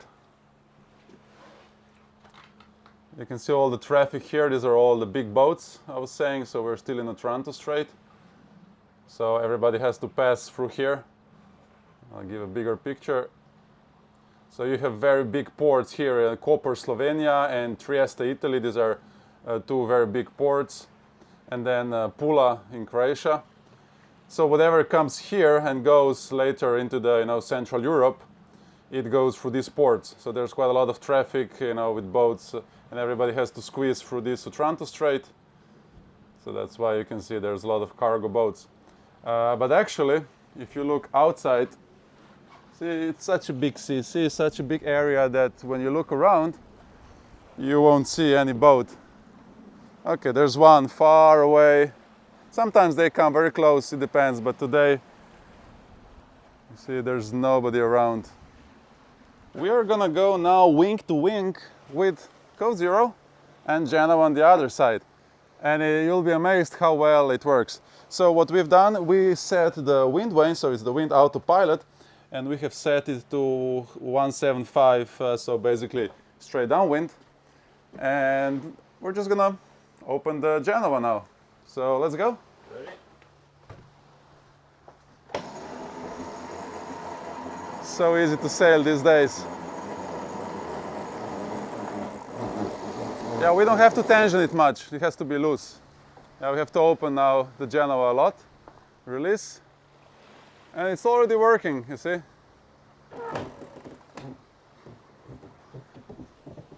And then we forgot to do one thing. So let's put it out more. So I adjust this one. Let's more out. Release, release, release, release, release, yeah. So now there's no pressure and I can, okay, that's okay. Now I can move this forward.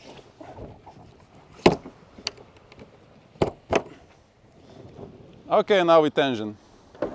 So as I move this forward, we get much better shape on top of the sail. Okay, this is looking good. You see, by moving this forward and backwards, I'm adjusting the angle of this. So basically I can show you here. See, if I pull more like this, the top of the sail closes and you get shape like this. If you open up, then the top opens, and that's how you adjust the sail. So let's see how this is working now. It's looking pretty good. How much speed did we pick up? 5.4. Okay. So you can see that it's actually a super happy boat and a super happy sail. No problems. Now the thing is, oh yeah, we have now 5.5 knots and still the same wind. The wind is actually less, it's 14.5, but let's just say the same wind. We are sailing more downwind and we have bigger speed. So this setup is definitely working. Now you might be thinking you can only go straight downwind. Actually, no. So let's just see. Let's go to 170, and let's go 170, 165. So now we're not going straight downwind, we're going a little bit like this. So the wind is going to be from here. And let's see how much these sails can handle. Because they have some kind of effect that this sail is filling this one. You see, it's like a big balloon, it's self-inflating. So we're now actually, so the Genoa should collapse because it's getting wind from that side, but it doesn't because this one is kind of filling it. Of course, everything has limits.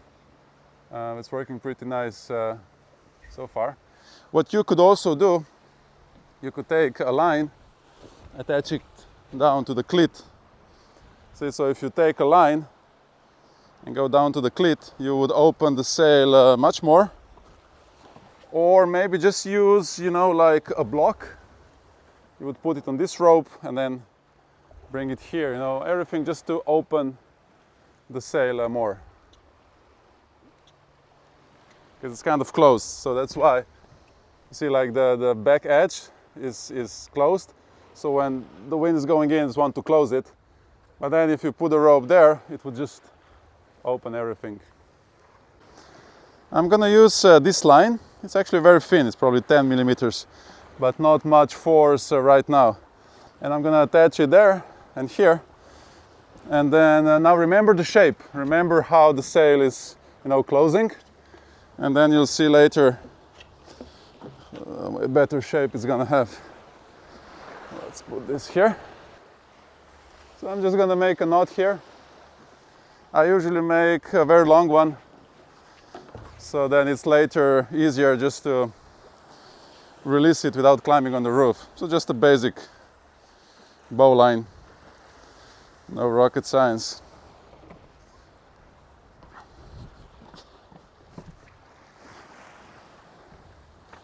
And then put it on this clit.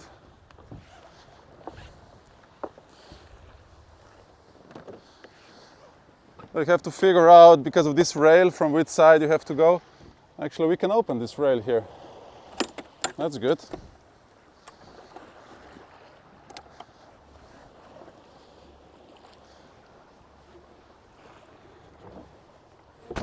Opa.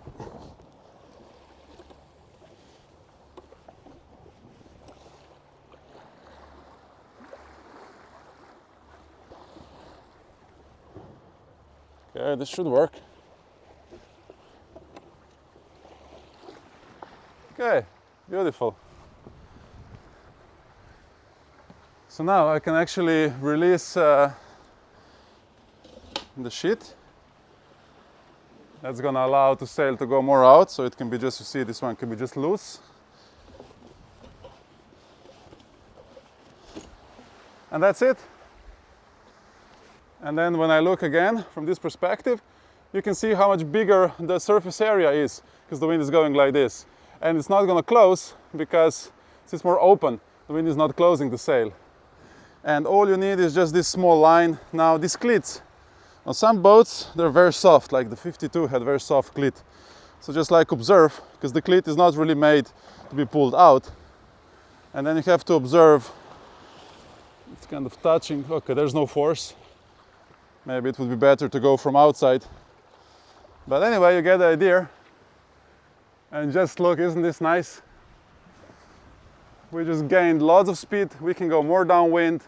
The boat is super happy, sails are happy, we're happy. And we're gonna have goulash in half an hour. And let's see now how much we can force the boat upwind. So now we are now 165, so I'm gonna go 160. Which means the wind is coming 20 degrees from this side. And let's see what the sail is gonna do. Is it still gonna be happy? Eventually it has to collapse. But it just has this effect of the balloon, that you see that wind is coming here and inflating. Because theoretically, you cannot have Genoa like this. If there was no code zero, wind like this, it would collapse, you know, the Genoa already. See, it's still working. It's working perfectly, so let's go a little bit more. Let's see where the limit is. So let's go 5 more degrees. So 155. So we're now 25 degrees. See, the wind is 25 degrees from here. Now, see if the Genoa is going to be happy or not. 5.8 knots. See, Genoa is still kind of happy. Okay. Yeah, this is on the edge. If you had a lot of waves, it would probably collapse. But that's a lot, you know, it's like 25 degrees from this side. Yeah, the waves want to collapse it, but it somehow comes back. Now we could test this on the other side, but I'm gonna skip this. I know it's about similar. I just don't want to collapse this brand new Code Zero. You know, Genoa is more like durable. I don't want to get it here and bank. But yeah, the thing is, you don't have to go straight downwind. You have minimum 20 degrees. You can go left and right, so you can avoid something. And yeah, that's the most important thing. You have 40 degrees of maneuverability. Looks good. It's fast and very easy to furl. You see, if you have a big spinnaker, you know, it's either full spinnaker or no spinnaker, hard, you know, to put it down. But now you can actually, you know, the wind picks up, no problem. I just, you know, furl the Genoa, or I just furl the Code Zero. So we're now doing 5.6 knots, 10 knots of apparent wind speed, 16. Now let's go back. So let's go back to 175, or let's just go 180, straight downwind. So now it's going to be straight downwind. And let's see what the sails are going to say. Are they going to complain? Are they going to be happy?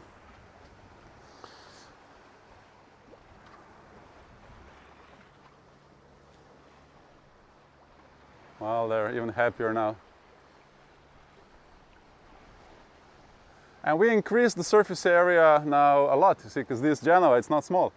The Code Zero is 100 square meters, Genoa is probably like 50. So we have 150 square meters. I love this setting. The only downside of this setting is that when you're sitting up there, you don't see anything forward. See, your view is totally blocked. But then again, see, if you step here a little bit, it's all good, or from the cabin. And this is the thing I use a lot. See, when you're up here, you don't see much. So you're sitting here, so you're gonna hit somebody sooner or later. You can come on this side. You see it's better. But what I do is, I just go down to the saloon, and from here you can see everything. You know, it's also a good idea just to have a watch from here, because now I can basically see 360, although I have these two front sails up. And the reverse shot, you can never miss this one. Yeah, we picked up some speed, it's looking better and better. Just look at it, how smoothly, it's like, it's not pulling the water like all these catamarans, which are short and just cut. Because this half of this which is added goes like this. So it's not like flat and up, but has kind of incline, no smooth. Yeah, this boat is running so smoothly and there's no noise of pulling the water. Just look at it. It's just like a canoe shape. It's just fun to watch. I think this is the biggest upgrade Lagoon has done in the recent years. Like, this is the way to go. This is so good. Beautiful. There's one more thing to discuss. You know, when you read all the manuals and all the stuff, actually Lagoon never tells you how to sail straight downwind. You see, it doesn't exist. And they tell you that you should have mainsail when you're sailing front sails because the mast is going to fall down.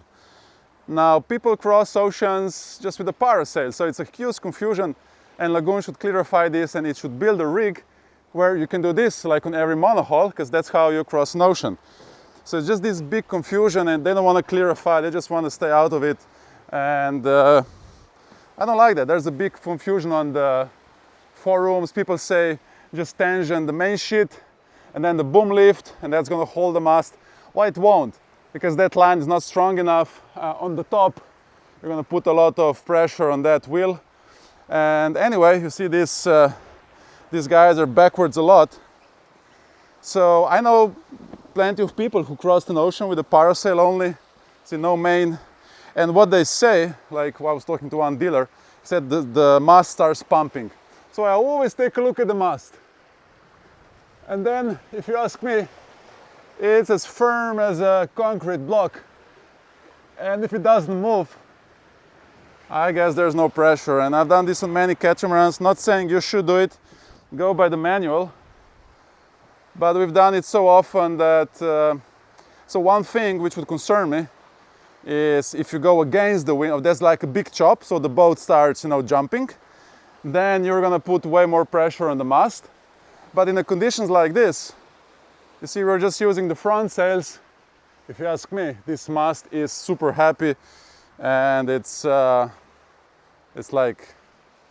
I feel super confident doing this right now. Boom. Mamma mia, thank you. I would say this is the best part of the day, but I'm gonna say, I hope the chef doesn't hear me, this is the second best part of the day, because this Code Zero in Genoa is so cool. But don't tell the chef, because this food is amazing. He's been cooking this goulash for hours.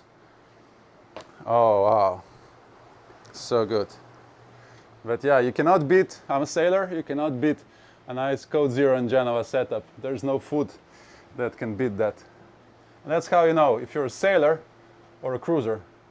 A cruiser is gonna prefer this, a sailor is gonna prefer that. Wind is slowly picking up, so we have 17 knots of true wind speed, but only 8 knots of apparent. You see, so this is the magic, because we're going straight downwind. These sails are not under pressure because they're only feeling, right now 10 knots of apparent wind speed when the wind goes up to 17. So you can go with this Code Zero, theoretically, up to 16 apparent wind speed. But already, you see, we're doing 6.9 knots. I'm sure there's also a current going through here, so that helps. But anyway, we have very good speed with this setting. So, okay, let's check the wind again. Okay, now drop to 15. So basically it's between 15 and 18 knots of true wind speed. And let's just check the mast, We're doing 7 knots of speed. Lagoon would say this is not what it's supposed to do, the mast is going to fall. It looks pretty solid to me, and the sails seem happy. I think it's a very happy boat. Let's check the mast from here. I mean, this is not moving at all. And basically, there is no wind. It's only 8 knots, 8 to 10 knots of apparent wind pushing these sails. And I would say there's a minimum stress on this boat right now, just going down with the waves. And it feels so nice to have this setting. This is fun, this is what sailing is about. Wind picked up, so it's time to to furl the Code Zero. You can see the sugar scoops are going much faster. You can also see a lot of wind. Let's take a quick look. You see it looks very stable, very nice. So let's check what the mast is doing. Is there any movement?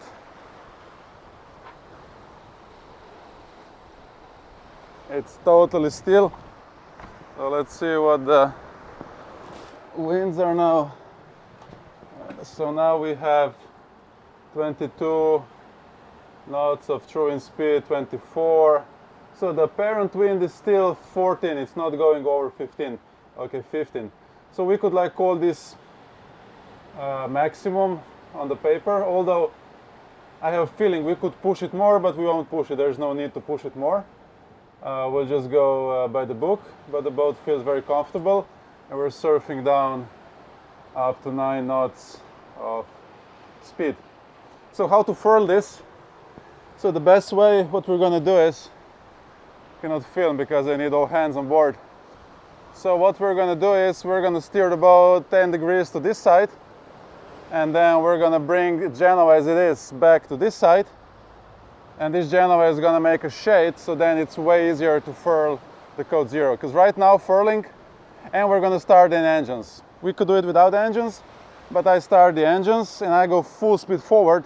That's how you get stability, reduce the apparent wind speed, bring Genoa back, make a shade, and then it's super easy to furl a code 0. Now you can do without engines, you can do whatever you want. This is just the best way and the easiest way to do. We're now kind of slow. You can see that our sugar scoops are not so happy. They're like relaxed. They're happy, they're just like, they're chilling. You see, they're just like kind of floating, chilling. Of course, now the wind dropped. See, that's how it is usually. Now it dropped to 16, 17 knots. So we can put the code 0 back up. Okay, let's get ready. Is that a sweat? Whew. Oh, that's been a workout. We deserve some cookies now. Anyway, yeah, so we have now speed of 5.5 knots over ground. So we have lost, what, 2.5, 3 knots? But yeah, we're expecting wind to go up to 25, so it's just safer. But I think we could keep going with that. It still felt very reasonable. Wind is back. We have 26, 27 knots of true wind speed, 18 apparent, 7 knots. So now also the waves are pushing us. So the speed goes down, and then you surf down the wave and goes up to 6, 8. It's a good speed. So we're flying just a Genoa. And this is a big upgrade from the 50 because I don't like self-tacking, and this is a way nicer shaped Genoa. And we have this line there on the cleat, which is working really well. So it's relatively thin, but it's enough. And it's also good because if there's a strong gust, the rope is going to break, not the cleat. So you don't want to have too strong rope there. You never know how strong the cleat is in this direction. So this rope is just perfect. In case this blue line breaks, see, this one is just going to take over, so there's no issues. And you can see what a nice shape of the sail we have now. Yeah, this is good. There is this yellow thing. We have no idea what it is. It could be a weather buoy or like a boat, like who knows. That's interesting. Looks like a buoy. It has electricity, solar panels, wind turbines. There's this boat that we've been following. It's actually an excess catamaran.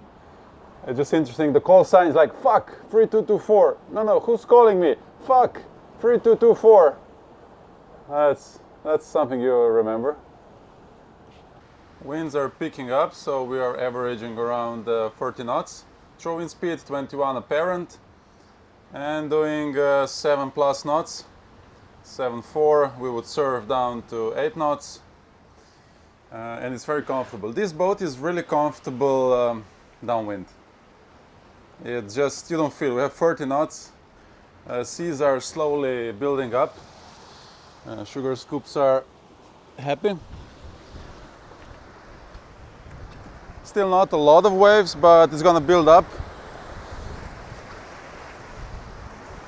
But now it's pretty calm now. Here and there, a big wave passes, and so quiet. When you go inside, you hardly feel you are moving, and there's 30 knots. And so let's go inside. I'm gonna be quiet because people are sleeping.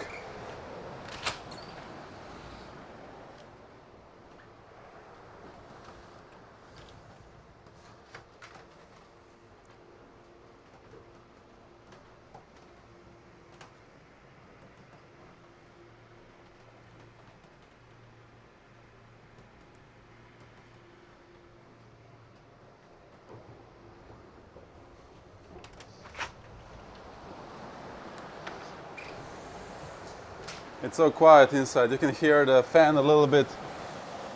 And oh, there's a big ship down there. Yeah, very comfortable boat. Downwind sailing in 30 knots, no problem at all. One of the things is that now Lagoon is using Raymarine instruments. Before it was B&G. Now B&G was just fine. Actually, I preferred this screen. I mean, this one is also fine. But the number one thing is that on B&G the autopilot would disengage all the time. It was crazy. It was like disengaging all the time, and you couldn't trust it, and you would under the sail and the boat would just, you know, disengage and just go. So I guess many people damaged their sails, who knows what happened. Now with Raymarine, now this is the second boat I'm with Raymarine, and we had zero issues. So the Raymarine was on autopilot and on a wind vane. My experience is that it hasn't disengaged once yet. So this is really good, especially for long passages, because B&G was terrible and B&G didn't fix it. I know that it was happening for 7 years. They didn't fix it, they knew it.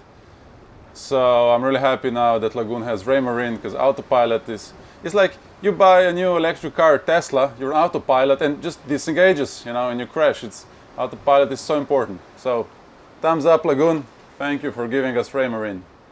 Weather is obviously not the best, so there's some storms and rain going around, and that's when the radar is really useful stuff. So in front of us, this is this catamaran we were talking earlier, Mate Tamuana. It's the excess catamaran, and you can see they're just being they're having a pressure washer. They are in the washing machine, because this is rain, and so you can see 6 miles in front of us there's rain.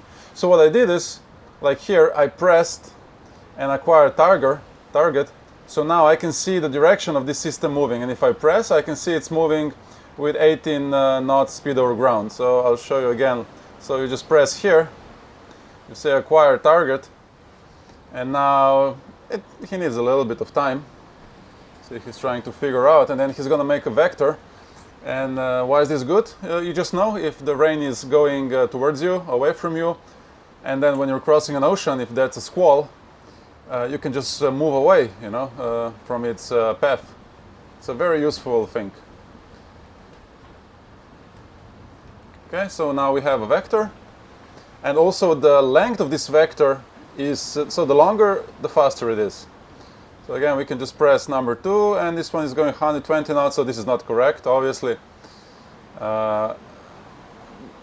because it's a big system, so it didn't fix well. But anyway, it's moving this direction, so this is good for us. So Moana is still in the rain, and it's gonna pass soon. Oh, we just lost Moana. That's not good. Moana just disappeared. I hope they weren't struck by lightning and all electricity is burned.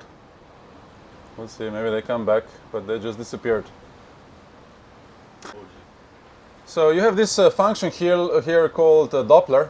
So I'll switch it off. So now we have a normal mode, and this is like a normal radar. Now what Doppler means is, so you switch Doppler on. So if you have a green reflection, that means it's moving away from you. If it's red, it's moving towards you. And why is this good? If there's whatever object is and it's moving away from you, then you don't have to be bothered. If it's red, it means it's going towards you, so you better figure it out what it is. Is it a boat? Is it a land? So it's kind of cool. Oh, Moana is back. Okay, very good. They're doing 4.9 knots. And this is a cool thing, this AIS system, because you see, they're a similar size boat, and we are way faster now. So I'm assuming they're also using just Genoa like we are.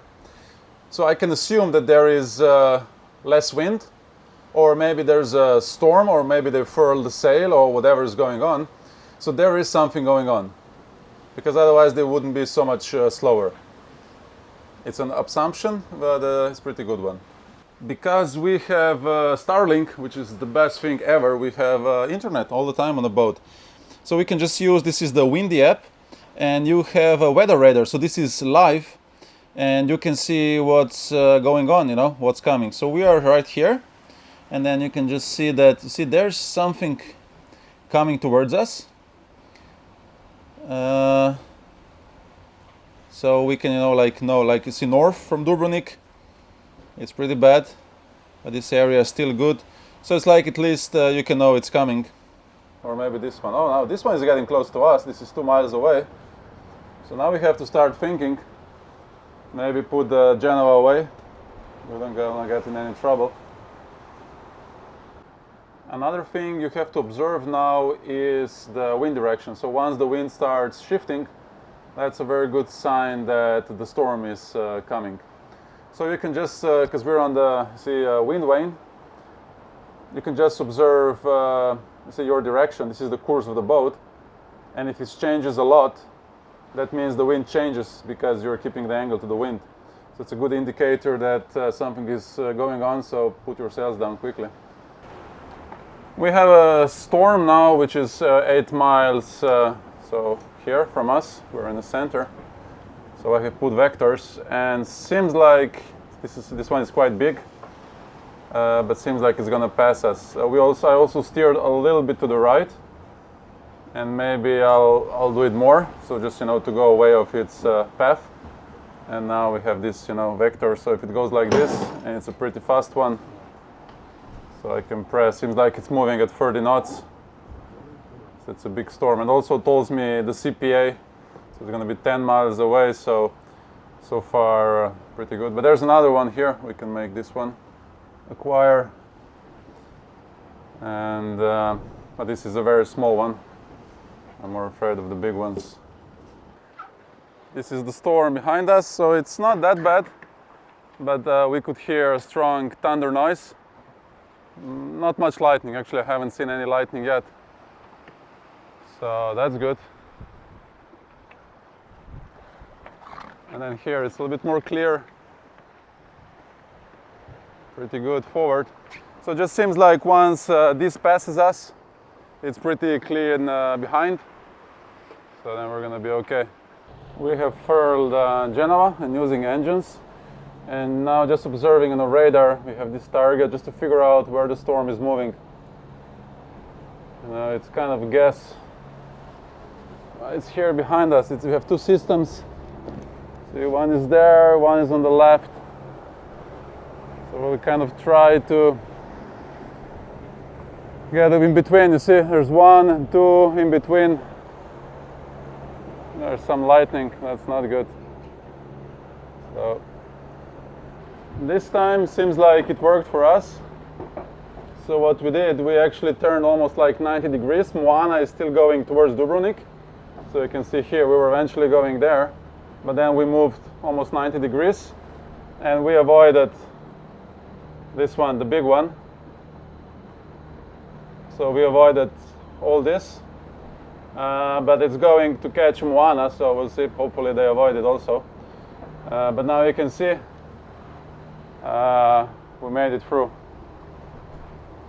So now we'll just wait until it passes us, and then there's no storms behind this. So it's just gonna nicely pass there. So that's why these radars, they are life-saving, because they actually tell you, especially when crossing Atlantic, you will see squalls. And today it probably just saved us. We made it to Croatia.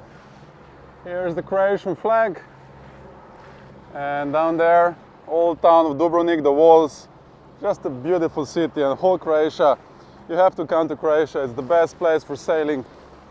So we're gonna go through here and then to the Dubrovnik old town. It's just beautiful.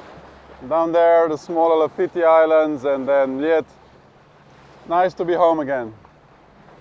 Thank you for watching, enjoy sailing.